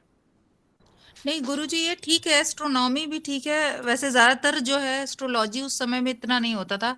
अर्थ ये होता था कि वो तिथि, वो शुभ मुहूर्त जैसे यज्ञ करने के लिए या इस तरह से निकाले जाते थे, तो वो सितारों की गणना करके कि भाई किसकी प्लेसमेंट कहाँ है, उस हिसाब से यज्ञ का समय, या तो इसलिए एस्ट्रोनॉमी और एस्ट्रोलॉजी दोनों ही कुछ हद तक ठीक है। आज की दृष्टि में देखने जाएंगे तो आपकी बात सही है, एस्ट्रोलॉजी पहले जो जिसने क्वेश्चन किया वो आज की दृष्टि में देखने जाएंगे तो 2 विभाग हुए, एक हो गया एस्ट्रोनॉमी और दूसरा हो गया एस्ट्रोलॉजी। लेकिन वो इंग्लिश के शब्द के ऊपर नहीं जाएंगे। हम ज्योतिष देखेंगे तो पूरा खगोल विज्ञान ज्योतिष में आ जाता है पहले जो भी, क्योंकि ये 6 ही अंग है। जैसे पीछे से आपने कहा, मैं आपकी बात से डेफिनेटली आपकी बात से सहमत हूँ, क्योंकि ज्योतिष बोलने से उस टाइम पे ऐसा नहीं था कि ये फल ज्योतिष और गणित ज्योतिष की बात करना, लेकिन इसके अलावा भी नक्षत्र की बात करना, नक्षत्रों की, ग्रहों की गति की बात करना, आज का जो बहुत कुछ एस्ट्रोनॉमी है वो भी ज्योतिष में हमें, सॉरी हाँ एस्ट्रोनॉमी है वही, वो भी हमें डोमिनेट ज्योतिष ही करता है, ज्योतिष में हमें देखने को मिलता है। लेकिन यहाँ इतना कम लिखा है, एस्ट्रोनॉमी एस्ट्रोलॉजी दोनों लिखना चाहिए। ओके, अभी हम सूत्र परंपरा को पढ़ रहे हैं, तो सबसे पहले सूत्र कहाँ से शुरुआत हुई? एक बात मैंने कह दी कि सूत्र सबसे पहला, जब तक मुझे पता है तब तक सबसे पहले सूत्र ब्रह्म सूत्र ही होगा, क्योंकि स्वयं वेद व्यास जी ने लिखा, और ये सारे बाद में सूत्र आए जो अलग अलग ऋषियों ने लिखा। तो सबसे पहले सूत्र ग्रंथ है, तो सूत्र लिखने वाले कोई है तो वेद व्यास जी है। ऐसा कहीं पढ़ा नहीं है, मैं मेरी सोच से कह रहा हूं कि वही होंगे, क्योंकि वेदों का विभजन उन्होंने ही किया है और उन्होंने ही ब्रह्म सूत्र की रचना की है, तो सबसे पहला सूत्र तो ब्रह्म सूत्र है। इसके बाद वेदों में हमें सूत्र देखने को मिलते हैं।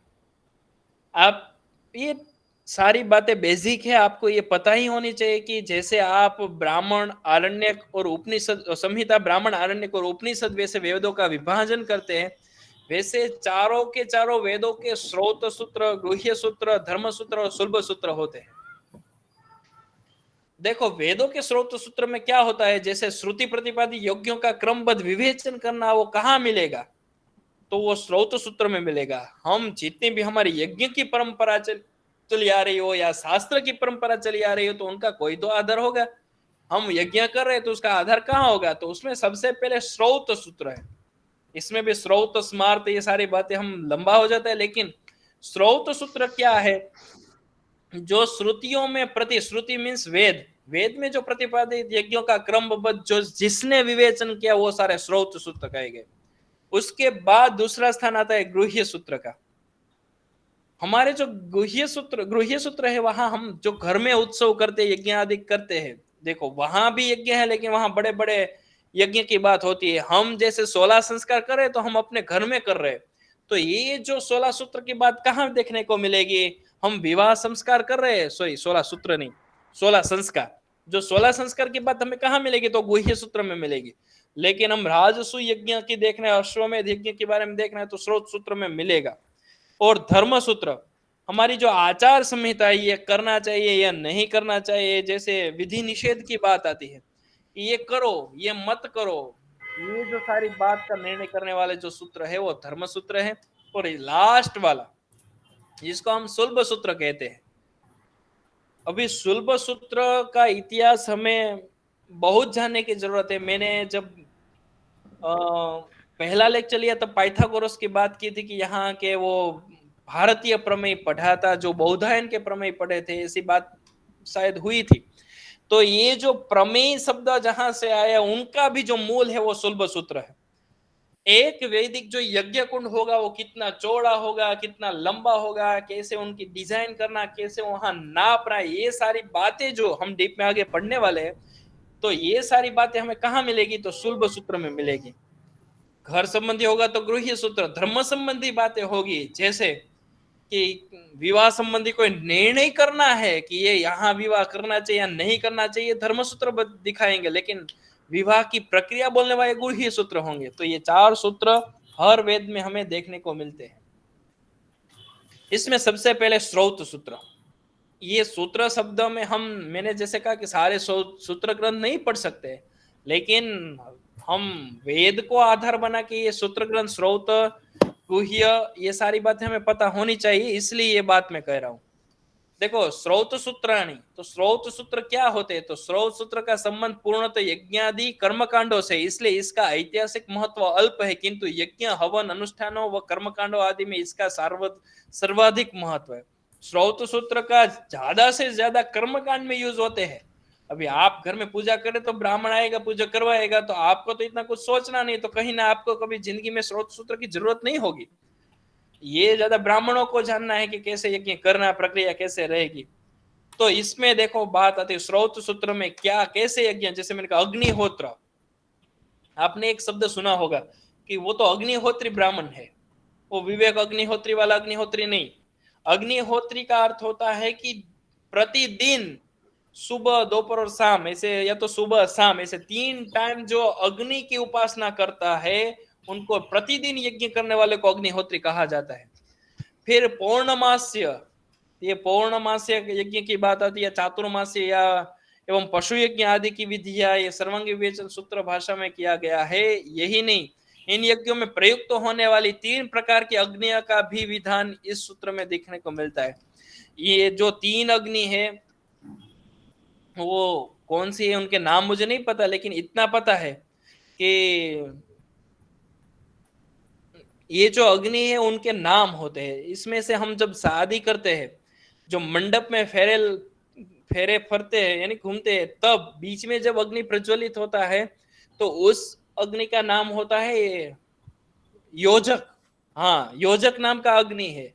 देखो ये कितना हमारा विशाल और समृद्ध हमारा साहित्य, अग्नि के भी नाम है। आपको पता होना चाहिए कि ये अग्नि का नाम वहां जैसे योजक है, वैसे स्मशान के अग्नि का भी एक नाम है, फ्यूनरल के जो अग्नि होता है उनका भी एक नाम होता है।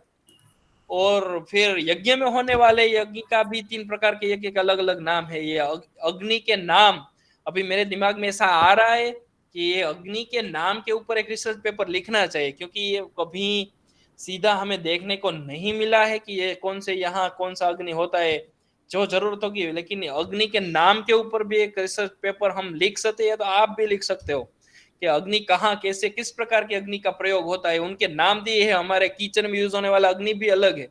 तो एक तो ये तो शोध का, ये तो एक संशोधन का विषय है।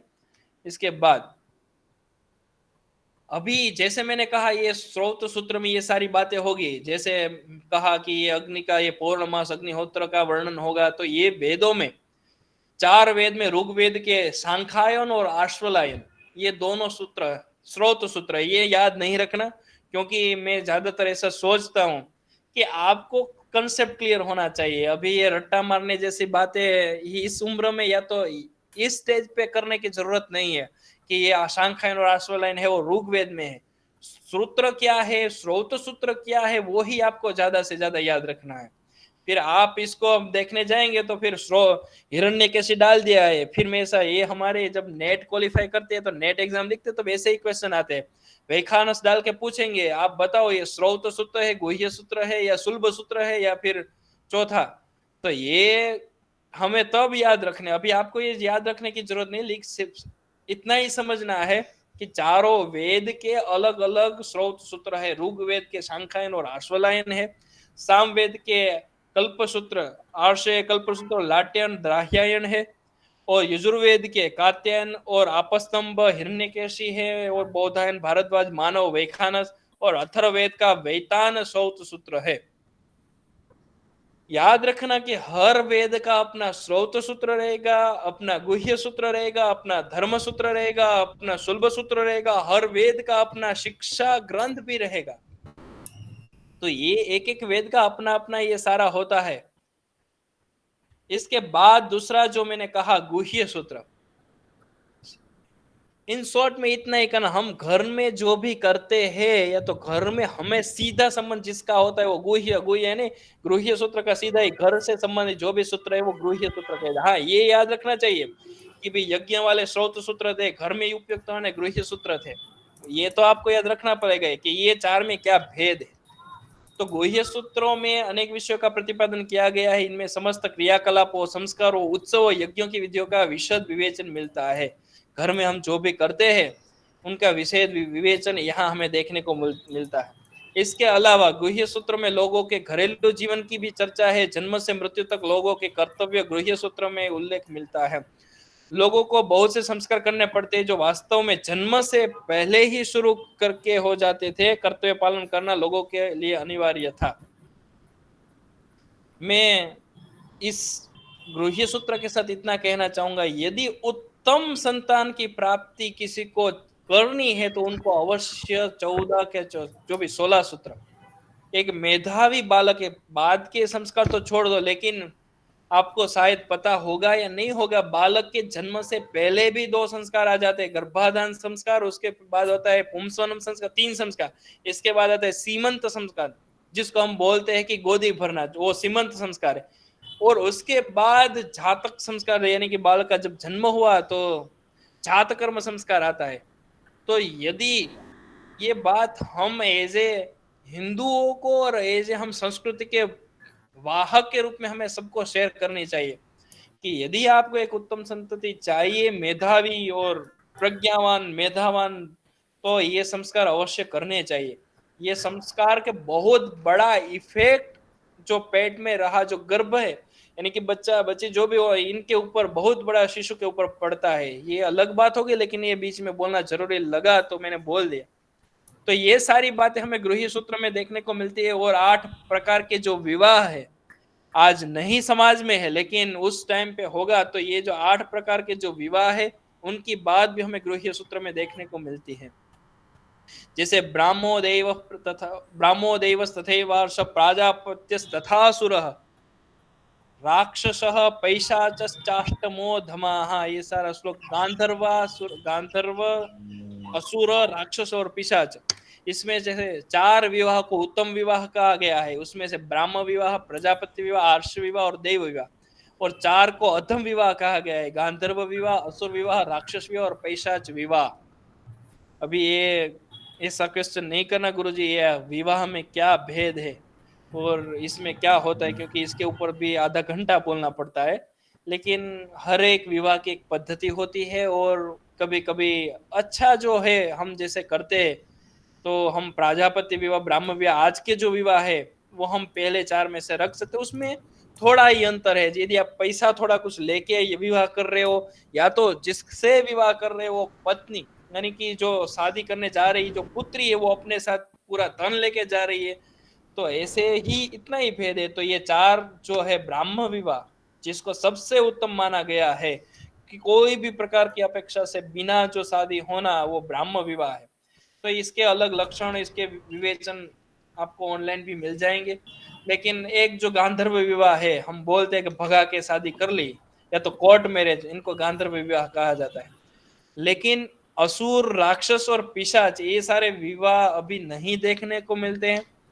लेकिन ऐसा नहीं कह सकते कि नहीं देखने को मिलते हैं। आज भी ऐसे विधर्मी, जिनको कहेंगे हमारी बेटी को उठा के लेकर जाते और जबरदस्ती उनके साथ जो मैरिज, कोर्ट में ही मैरिज करवाते, लेकिन उनको गांधर्व विवाह नहीं कहा जाएगा। याद रखना ये बात। ये सारे राक्षस और पैशाच विवाह कर रहे हैं, क्योंकि जब बेटी की बिना इच्छा उनको उठा के ले जाना, वो सारे अधम विवाह है। तो वो भी गांधर्व विवाह में क्या होता था, जब दोनों की इच्छा होती थी और लग्न करते थे तो वो गांधर्व विवाह था। लेकिन आज जो विधर्मियों हमारी बेटियों को भगा के लेके जबरदस्ती उनको मेंटली टॉर्चरिंग करके जो विवाह करते, वो सारे राक्षस और पैशाच विवाह है। तो ये सारी पैसा तो वैसे थोड़ा अलग भी है कि उनको भी पता ना, और सुसुप्त अवस्था में सोई हुई और उठा के ले जाना ये पेशाच विवाह, लेकिन ये सारे अधम विवाह कहे जाते हैं। इस सब विवाह का जो वर्णन जहां मिलते हैं वो गुह्य सूत्र है। गुह्य सूत्र के अनुसार हर गृहस्थ को 5 महायज्ञ करने चाहिए, ब्रह्म यज्ञ, पितृ यज्ञ, देव यज्ञ, भूत यज्ञ और अतिथि यज्ञ। ये बात आपको याद रखनी, क्योंकि ये एज पर इंडियन फिलोसॉफी में बहुत बड़ी बात है। ब्रह्मो देवस तथेवा, सॉरी, नृयज्ञ अतिथि पूजनम, ये 5 यज्ञ मिलते हैं, ब्रह्म, पितृ, देव, भूत और अतिथि। ये 5 यज्ञ की बात भी हमें याद रखनी है। इतना ही याद रखनी कि पंच महायज्ञ बोलेंगे तो क्या कौन से 5 यज्ञ, तो ब्रह्म यज्ञ, पितृ यज्ञ, देव यज्ञ और भूत यज्ञ।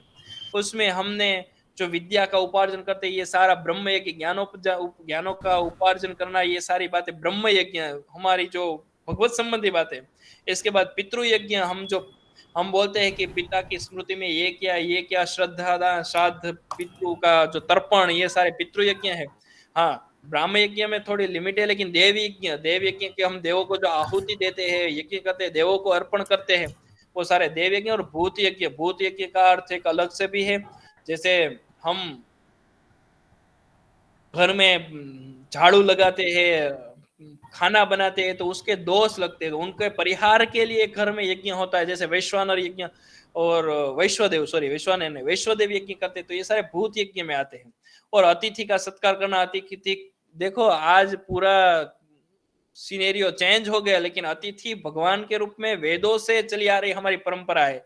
आज तो हम हमारी सुविधा देखेंगे कि हाँ आइए आइए, हम नहीं है बाहर, ऐसा बोल देते, लेकिन अतिथि एक बहुत बड़ी परंपरा रही है, जिनको भगवान का दर्जा दिया, भगवान की पोजीशन तक बिठा दिया है हमारी संस्कृति ने। तो ये अतिथि यज्ञ था। और कुछ निश्चित अवधियों के बाद गृहस्थों को इनके अतिरिक्त अन्य 7 पाक यज्ञ, वो लंबा हो जाएगा, नहीं छोड़ दो, कि 7 पाक यज्ञ है। फिर उसमें भी श्रौत और स्मार्थ है, और सोम यज्ञ है, 7 हवि यज्ञ है और 7 पाक यज्ञ है। तो ये ऐसे 21 यज्ञ की बात आती है गृहस्थों को। ये सब अभी नहीं जाना है इसमें, लेकिन 4 आश्रम का जो वर्णन, ब्रह्मचर्य आश्रम, गृहस्थाश्रम, वानप्रस्थ और संन्यास, 25 साल तक पढ़ना मीन्स पढ़ना ही है। इसके बाद हम संसार में प्रवेश करेंगे, संसार के जो भी सुख दुख के साथ हमारा जीवन आगे बढ़ाएंगे। जब 50 साल आया तब वो सारा, देखो ये आज जितने भी हम मॉडर्न सिचुएशन देख रहे हैं कि ये तकलीफ हो रही है, इतने क्यों झगड़े हो रहे हैं, परिवार अलग हो रहे हैं, तो इसके पीछे हमारी जो आश्रम परंपरा थी, आश्रम सिस्टम थी, वो हमने ब्रेक कर दी। 50 साल के बाद हमें पूरा व्यवसाय या तो व्यवसाय से निवृत्त होके वन के प्रति प्रस्थान करना था। आज हम वन में न जाए, लेकिन एटलीस्ट हमारा जो पूरा व्यवहार है, मुझे आनंद और खुशी हो रही है कि क्योंकि आप जो कर रहे हो वो वानप्रस्थ ही है, क्योंकि सब अपनी रिटायर्ड लाइफ जीने के टाइम पे ये पढ़ना करना, ये सब वानप्रस्थ है। इनके भी बहुत नियम रहते हैं, वो तो धर्मशास्त्र में ज्यादा डीप में पढ़ना पड़ता है। और लास्ट में जो रहा वो संन्यास, 75 to 100 संन्यास तक तो वैसे हम अभी पहुंच भी नहीं पाते हैं, लेकिन पहुंचे तो संन्यास जैसा होता है। तो ये 4 आश्रम व्यवस्था जब ठीक तरह से चलेगी, अभी हो ये रहा है कि 50 साल के बाद ना हम अपना घर की प्रति हमारी जिम्मेदारी को छोड़ पाते हैं, ना हम और कुछ जिम्मेदारी और बढ़ाते ही जाते हैं। लेकिन हमारा एक ट्रेडिशन है, वो ऐसा कहती है कि 50 के बाद जो आप करो अपने के लिए करो, फिर संसार तो चलता रहेगा, परिवार भी चलता रहेगा, लेकिन खुद के लिए कुछ जो सोचने की शुरुआत है वो 51, इसलिए वहां भी देखो वन शब्द 51 तो वहां से हमें वानप्रस्थ या तो वन में प्रवेश करना है। इसके बाद दूसरा स्थान है वो गृह्य सूत्र का। जैसे मैंने कहा, वहां ऋग्वेद के सांख्यायन और शांभव और आश्वलायन गृह्य सूत्र मिलते हैं। सामवेद के गोभिल और खादिर ऐसे मिलते हैं। यजुर्वेद के वाजसनेय, आपस्तंभ, हिरण्यकेशी, बौधायन, मानव, काठक, भारद्वाज और वैखानस। और इसके बाद एकमात्र गृह्य सूत्र अथर्ववेद का मिलता है, वो कौशिक। तो ये सारे उन वेद के सारे सूत्र मिलते हैं। अभी हमें शायद दिमाग में ये भी सोच आ सकती है कि इतने सारे सूत्र ग्रंथ की क्या जरूरत है, एक सूत्र ग्रंथ हो गया। लेकिन देखो, हमारी एक परंपरा रही कि कोई भी ऋषि होगा वो अपनी सोच के साथ आगे बढ़ेगा। हमने वेदों को बहुत सीमित कर दिया। आज सामवेद को पढ़ना है तो आपको 2 ही शाखा, या तो आप कौथुमीय शाखा पढ़ो या तो जैमिनीय शाखा पढ़ो, तीसरी शाखा पढ़ाने वाला पूरा भारत में नहीं मिलेगा। 2 शाखा का ही प्रवर्तन भारत में दिख रहा है। और जैसे अथर्ववेद में पिपलाद शाखा अभी किसी ने कश्मीर से निकाली और पुरानी प्रत मिली और पेशा पिपलाद शाखा का प्रवर्तन हुआ, लेकिन पिपलाद शाखा भी नहीं थी। आपको पता होना चाहिए कि सिर्फ सामवेद की 1000 शाखा थी। शाखा मीन्स के 1000 टाइप से वो वेद पढ़ते थे। जैसे जैमिनी ऋषि ने सामवेद पढ़ा, वो उनके शिष्य को सिखाएंगे और वो जो परंपरा चली वो एक परंपरा हुई। ऐसी 1000 परंपरा सिर्फ सामवेद में थी।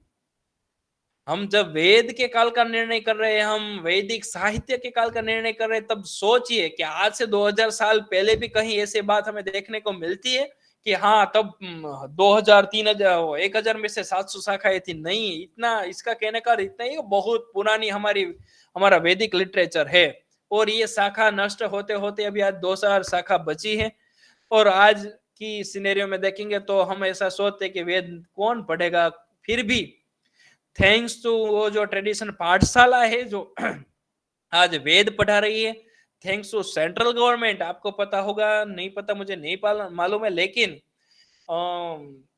जो शिक्षण विभाग है सेंट्रल गवर्नमेंट का, उनके सीधे नीचे ही उन्होंने जिसको कहा जाता है उज्जैन में एक वेद विद्या प्रतिष्ठानम, सीधा सेंट्रल गवर्नमेंट में शिक्षा के क्षेत्र में सीधा नीचे ही आता है, वो मध्य प्रदेश में उज्जैन में है।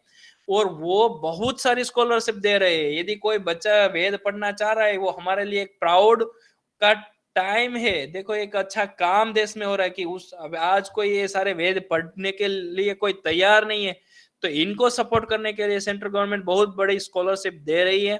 एक जो पढ़ाने वाले उनको भी पर मंथ 30,000 35,000 सेंट्रल गवर्नमेंट दे रही है, वेद पढ़ाने वाले को भी।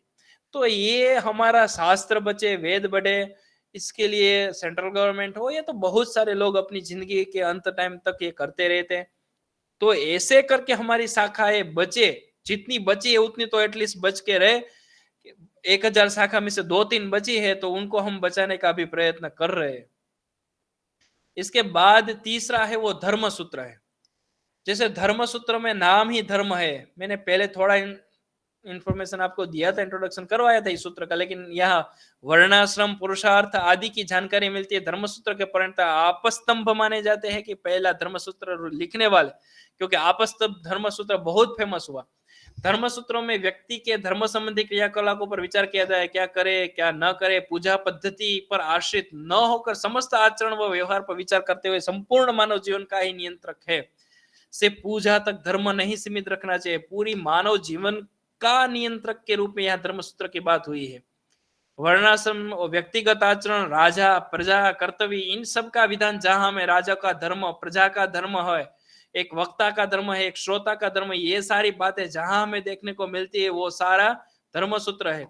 और किंतु धर्मसूत्र के लेखक स्वयं ही सहमत नहीं है, वे आपस में ये थोड़ा हमारे लिए हम बोलते हैं कि एक नेगेटिविटी हो सकती है, या तो कि ये धर्मसूत्र में ज्यादा से ज्यादा हमें देखने को मिला कि हमारे ही धर्मसूत्र लिखने वाले एक दूसरे के ज्यादा अलग अलग मत लिखते गए। जैसे यहाँ मैंने 2 उदाहरण भी लिखे हैं।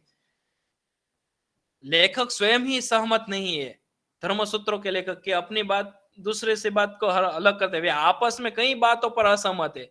ये जितने भी गौतम, बौधायन, वशिष्ठ, ये सारे कोई एक बात पे निर्णय नहीं करते। इसलिए देखो हमारी यूनिटी इन डाइवर्सिटी की बात यहाँ से ही है कि कोई बोलेगा हाँ ये है तो हाँ भाई तू भी सही है, तू कोई बोलेगा हाँ भाई तू भी सही है, मैं बोलेगा हाँ तो मैं भी सही हूँ, तो सबका स्वीकार है।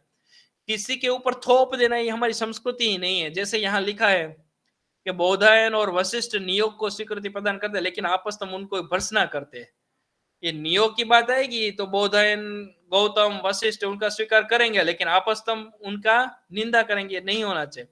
इसके आगे देखेंगे तो फिर दूसरी बात पे गौतम और आपस्तंभ एक साथ में जुड़ जाएंगे और बौधायन और वशिष्ठ सामने खड़े रह जाएंगे। ऐसे ऐसे हल हर श्रुति में हमें, मैंने पहले एक बात कही थी, श्रुतिर विभिन्ना स्मृतयश्च भिन्ना नैको मुनियस्य वच प्रमाणम, सारी बात अलग अलग हमें स्पेशली धर्मसूत्र में देखने को मिलती है।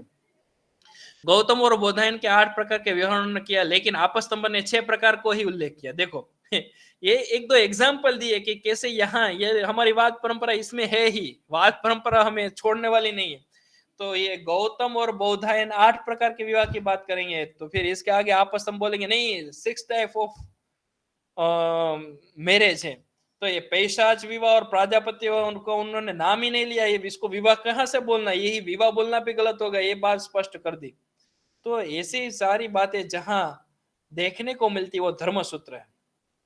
इसके आगे ये अभी मैंने ये इसको ज्यादा नहीं डिवाइड किया है कि हर वेद में, लेकिन ये भी अलग अलग वेद से है। आपस्तंभ, हिरण्यकेशी, बौधायन ज्यादातर कृष्ण यजुर्वेद के हैं, गौतम, वशिष्ठ, मानव, वैखानिक, लेकिन वैखानस होना चाहिए। तो ये सारे धर्मसूत्र है। इसके बाद श्रौत सूत्र, गृह्य सूत्र और धर्म सूत्र की भांति शुल्ब सूत्र भी सूत्र साहित्य का ही एक भाग है। हमने पहले सूत्र क्या है, सूत्र की डेफिनेशन का क्या है, और अभी हम सूत्र साहित्य के ऊपर हमें पूरा एक ओवरव्यू हम देख रहे हैं कि सूत्र साहित्य उस टाइम को, फिर से बोल रहा हूं आप मेरे साथ जुड़े रहना, कि उस टाइम को सूत्र काल क्यों कहा गया, इसका समाधान ही पूरा आज का लेक्चर है। तो सूत्र साहित्य की बात हो रही है, तो ये शुल्ब सूत्र, मैंने जैसे कहा था कि यज्ञ वेदियों को नापना, उनके लिए स्थान चुनना, उनका आकार आकृति, ये सारा जितना भी मैथमेटिक्स, अकॉर्डिंग टू मैथमेटिक्स हम बात करने जाएंगे तो जितना भी मैथ्स हमें मिलता है वो सारा शुल्ब सूत्र से मिलता है। शुल्ब सूत्र ही भारतीय ज्यामिति की प्राचीनतम ग्रंथ है। इंडियन जियोमेट्री की बात करेंगे, ज्यामिति की बात करेंगे, जियोमेट्री की बात करेंगे, तो उनका मूल ही ये शुल्ब सूत्र है। दूसरे शब्दों में शुल्ब सूत्र ही भारतीय गणित के संबंध में जानकारी देने वाले प्राचीनतम स्रोत है। भारत का गणित का सबसे पहला हम बोलेंगे कि साइंस इन वेदास, तब जब हम मैथमेटिक्स की बात करेंगे तो हमें definitely we have to talk about Shulba Sutra, क्योंकि सारे जो भी शुल्ब सूत्र है वो अकॉर्डिंग टू मैथमेटिक्स सब फॉर्मूला ही है, ऐसे मापना, ऐसे उनका आकार होना चाहिए। आपको पता नहीं होगा कि यज्ञ के भी कितने प्रकार की यज्ञ को निर्माण की प्रक्रिया हमारे शास्त्र में है। हमें तो जैसे ऐसे 3 स्टेप वाला देखा है, वो इतना यज्ञ कुंड नहीं है, अलग अलग बहुत पद्म के प्रकार का यज्ञ कुंड, ये प्रकार का पद्म, ये सब बहुत प्रकार के यज्ञ कुंड हमारे शास्त्र में है। तो उनको कैसे बनाना, आज हमारे पास मेजरमेंट करने के लिए सब है, तो उस टाइम पे तो क्या था, तो उसका वर्णन कैसे बनाना, यज्ञ वेदी का निर्माण कैसे करना, ये सारी बातें हमें जहां से देखने को मिलती है वो सूत्र साहित्य में शुल्ब सूत्र से देखने को मिलती है। इसके बाद जैसे आपस्तंभ शुल्ब सूत्र है, ऐसा भी हो सकता है कि कोई एक ऋषि ने दोनों गुह्य सूत्र भी लिखा हो और श्रौत सूत्र भी लिखा हो और शुल्ब सूत्र भी लिखा हो, इसलिए ऐसा नहीं सोचना, ये तो उसमें भी था। और बोधायन शुल्ब सूत्र है, मानव शुल्ब सूत्र, कात्यायन शुल्ब, मैत्रायणी, वाराह, हिरण्यकेशी शुल्ब सूत्र है। ये सारे सूत्र साहित्य के अंतर्गत हमें देखने को मिलते हैं। और लास्ट, ओके, हाँ हो गया, शुल्ब सूत्र हो गया, इससे पहले धर्म सूत्र हो गया, इससे पहले गृह्य सूत्र भी हो गया, और श्रोता, हाँ 4 सूत्र हो गए, मुझे लगा एक सूत्र बाकी रहेगा। 4 धर्म सूत्र, गृह्य सूत्र, शुल्ब सूत्र और श्रौत सूत्र, 4 सूत्र की बात कर ली। इसके बाद बहुत सारे इसमें नाम आपने देखे भी होंगे, और इनके अलावा भी इसमें आए हुए भी बहुत नाम होंगे। इसके अलावा भी जो फेमस है उनके नाम दिए, इसके अलावा भी बहुत हमें शुल्ब सूत्र देखने को मिलते हैं। जैसे ब्रह्म सूत्र बात हो गई, योग सूत्र की बात हो गई, पतंजलि का योग, अष्टाध्यायी की बात हम आगे करने वाले हैं, थोड़ा कुछ करेंगे, ज्यादा नहीं। इसके बाद न्याय सूत्र, देखो वैशेषिक सूत्र, पूर्व मीमांसा सूत्र, माहेश्वर सूत्र, वात्स्यायन कृत काम सूत्र, वास्तु सूत्र, भगवती सूत्र, कात्यायन श्रौत सूत्र, सांख्यायन सूत्र, ये आपस्तंभ, विष्णु, वैखानस, हिरण्यकेशी, वारा, आश्वलायन, बौद्धायन, भारद्वाज, वैतान, आपस्तंभ, वासिष्ठ, जैमिनीय, लाट्यायन, गौतम, धर्मसूत्र, दाह्यायन, फिर क्षुद्र कल्पसूत्र, वाधूल, बौधायन, हिरण्यकेशी, आर्षेय, मानव, कल्पसूत्र और कुमारदेव और कोल्लाग, ये सारा कुछ नीचे जो मैंने लिए है रेफरेंस में, लेकिन उनके बारे में मुझे नहीं पता है ज्यादा कुछ। ये कोल्लाग और अंतगिरी हारित पता है, बृहद और डालभ्य विद्या देवल भी है और धन्वंतरी सूत्र। तो ये कोल्लाग और अंतगिरी में थोड़ा कुछ मुझे डाउट लग रहा है। ये सूत्र की मैंने पूरी सूची ली तो इसमें ये 2 भी आए हैं। तो ये तो मैंने बहुत फेमस हुए सूत्र की बात कही। तो अभी आपको पूरी सूत्र क्या है, सूत्र की व्याख्या क्या है और सूत्र परंपरा क्या है, ये यहाँ तक क्लियर हो जानी चाहिए। गुरुजी एक प्रश्न है मेरा। हाँ, ये जैसे आपने लिस्ट दिखाई ना सूत्रों की, तो अष्टाध्यायी और माहेश्वरी सूत्र तो एक ही में आ जाने चाहिए, क्योंकि माहेश्वरी सूत्र तो अष्टाध्यायी के अंतर आते हैं। ये देखो सूत्र ग्रंथ है, ये मेरी मर्यादा रही है कि ये टाइम नहीं, लेकिन मुझे जहाँ से मिला वहां से मैंने ये पूरे सूत्र का लिस्ट की सूची यहाँ सीधा मैंने डाल दिया है। लेकिन आपकी बात सही है, अष्टाध्यायी बोला, हम जब सूत्र ग्रंथ की बात करेंगे तो अष्टाध्यायी आएगा, लेकिन अष्टाध्यायी में कौन से सूत्र है, तो माहेश्वर सूत्र है। ओके, तो दोनों एक ही है, इसको अलग लिखा है लेकिन दोनों एक ही है, अष्टाध्यायी और माहेश्वर सूत्र। ठीक है गुरुजी। ये तो जिसने भी ये सूची डाली थी वहां से मैंने सीधी आपको, थोड़ा मुझे एंड टाइम पे मिल गई, तो कहीं कहीं किसी को कोई भी सूत्र के बारे में देखना है तो कौन से कैसे सूत्र ये गुरुजी अष्टाध्यायी में तो 8 सूत्र होंगे ना? नहीं नहीं नहीं नहीं नहीं नहीं, अष्टाध्याय मतलब 8 अध्याय हैं उसके अंदर। अष्टाध्यायी पे आने वाला हूँ। अष्टाध्यायी में बेस में 14 सूत्र है, लेकिन उसके ऊपर जाने वाला हूँ, वहां ही आज खत्म करेंगे, अभी 2-4 मिनट में हो जाएगा। देखो आपका प्रश्न का समाधान आपके सामने है। देखो, हाँ सॉरी बहन जी, आपने जो क्वेश्चन किया, अष्टाध्यायी में माहेश्वर सूत्र आने चाहिए, लेकिन समझने के लिए और थोड़ा, माहेश्वर सूत्र और अष्टाध्यायी दोनों अलग है। मैं समझ गई, क्योंकि मेरा आपने बोला, मैंने स्वीकार कर लिया, लेकिन ये फिर मेरे दिमाग में आ गया माहेश्वर। मैंने भी समझ लिया ये अलग है, क्योंकि उसका जो स्कोप है ना माहेश्वरी सूत्र का, वो बहुत बड़ा है। अष्टाध्यायी में तो उसको सिर्फ यूज किया गया है, वरना म्यूजिक में भी यूज होते हैं, वो कई तरह से यूज होते हैं। हाँ समझ गया, इसलिए मैंने जो बोल दिया, मैं मेरी बात को वापस ले नहीं सकता, लेकिन फिर भी ले रहा हूँ। मैं खुद भी समझ गई। सिर्फ प्रत्याहार में यूज करते हैं, वहां पर तो सिर्फ प्रत्याहार बनाने के लिए यूज किया गया है ना। माहेश्वर सूत्र बोलेंगे तो ये 14 सूत्र आएंगे, लेकिन अष्टाध्यायी बोलेंगे तो 4000 सूत्र आएंगे। राजेश जी, ये अभी ये थोड़ा पाणिनीय व्याकरण सबसे ज्यादा फेमस हुआ, उनका एक थोड़ा बेस कहाँ से उनकी उत्पत्ति हुई, तो ऐसा कहा जाता है कि नृतावसाने नटराज राजो ननाद ढक्कम नवपंचवारम। नृतावसाने यानी कि भगवान शिव ने जब तांडव किया, और उस तांडव किसने किया, तो नटराज राजो, जो नटराज राज यानी कि नृत्यों के राजाओं के भी जो राजा है, ऐसे भगवान शिव जी ने जब तांडव किया तो उस टाइम पे ननाद बजाया। क्या बजाया? ढक्काम, डमरू बजाया। ढक्का मैंने डमरू कितनी बार बजाया, तो नवपंचवारम, नव यानी 9, पंच यानी 5, 9 + 5 = 14, यानी कि 14 बार उन्होंने बजाया। क्यों बजाया? तो उद्धर तो काम सनकादि सिद्धांत, सनकादि जो भी ऋषि है उनका उद्धार करने के लिए उन्होंने ये 14 बार डमरू बजाए। और एतद विमर्शे शिव सूत्र जालम, तो ये जो सूत्र का ज्ञान किसको हुआ? पाणिनि को हुआ, ऐसा कहा कहते हैं। वैसे अष्टाध्यायी में 14 सूत्र इंक्लूड होके, कोई बोलते इतने सूत्र है, कोई बोलते इतने सूत्र है, ये बात भी है, लेकिन ज्यादा तो ऐसा ही हमें रखना चाहिए कि अष्टाध्यायी में पाणिनि सूत्र का, सॉरी माहेश्वर सूत्र का, पाणिनि नहीं, सॉरी माहेश्वर सूत्र की गणना नहीं होगी। तो ये जो राजेश जी 18 बार जो डमरू बजाया, तो पहली बार डमरू बजाया तो अयून, दूसरी बार रुलुक, एओंग, अयौच, हयवरट, लर्ण, यमंगणनम, जबे, घड़दस, जबगड़दस, खफ छठत चटतौ, कपई, शससर, हल, ये 14 सूत्र 14 बार डमरू बजाने से निकले। और पूरा का पूरा पाणिनीय व्याकरण लो या तो कोई भी व्याकरण होगा संस्कृत का, वो ये 14 सूत्र को बेस बना के। वैसे 2 संप्रदाय हमें देखने को मिलता है, एक इंद्र संप्रदाय और दूसरा है माहेश्वर संप्रदाय। जो इंद्र व्याकरण को बेस बना के आगे जो व्याकरण की परंपरा चली, वो इंद्र संप्रदाय में आता है। और जो भगवान सूत्र, भगवान शिव जी से निकले ये 14 सूत्र का आधार बना के जो परंपरा चली, वो माहेश्वर संप्रदाय कहा जाता है। इसलिए व्याकरण में 2 संप्रदाय हमें देखने को मिलते हैं। तो ये 14 सूत्र है। अभी आप हमारे इमेजिनेशन से बहुत परे है, हम सोच भी नहीं सकते, इतना पूरा विशाल जो साम्राज्य था उनको इसने 14 सूत्र में संक्षिप्त कर दिया। और यदि आप पाणिनीय व्याकरण कभी पढ़ेंगे तो पता चलेगा कि उनकी क्या दिमाग है कि ये 14 सूत्र, ये पूरा व्याकरण के इसके आधार पे, आप जैसे उन्होंने बहन जी ने बताया कि इसके आधार पे वो प्रत्याहार बनाएंगे, तो फिर प्रत्याहार से ही पूरे सारे सूत्र यानी पाणिनीय के चारों हजार सूत्र बने। तो वो प्रत्याहार कहां से बने? तो ये 14 सूत्र से बने।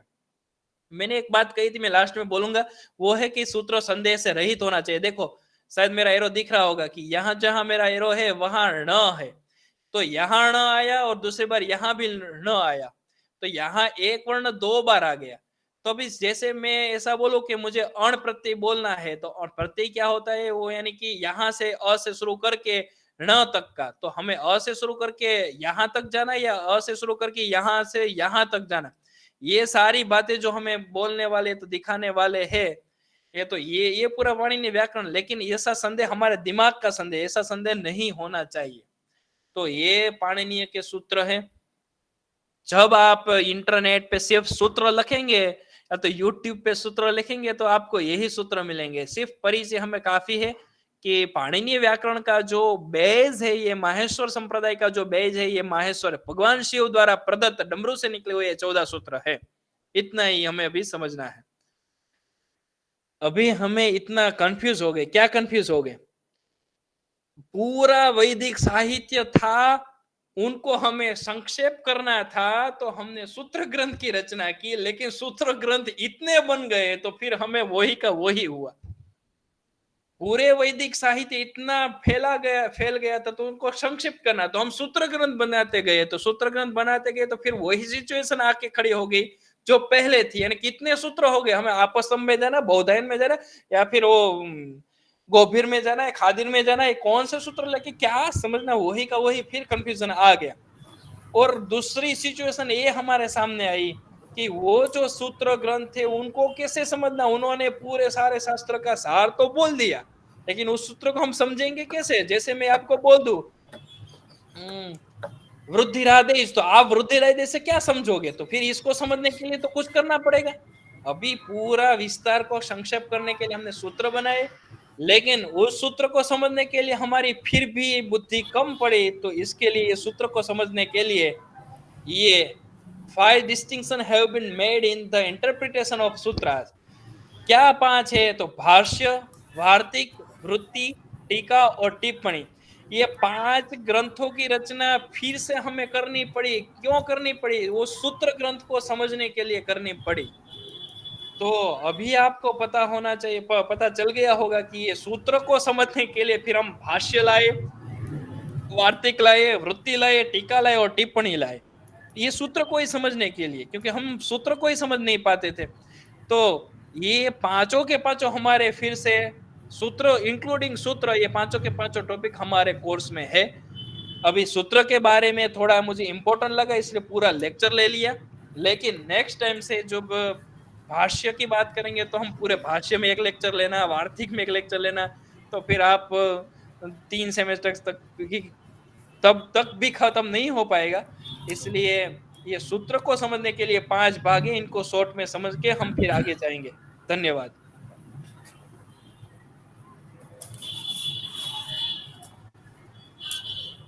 जी गुरुजी, वो मुझे अग्नि के बारे में बताना था। सॉरी, वो जो आपने बताया ना कि बहुत सारे प्रकार की अग्नियां होती हैं, तो मैंने कहीं पढ़ा था कि जैसे 16 संस्कार होते हैं ना, वैसे 16 संस्कारों की 16 अलग अलग अग्नि होती है जी। जो आपने से जो विवाह संस्कार के बारे में जो बताया था वो अग्नि का नाम, वैसे ही वैसे गर्भाधान जो संस्कार होता है ना, उसके अग्नि का नाम मरुत अग्नि होता है।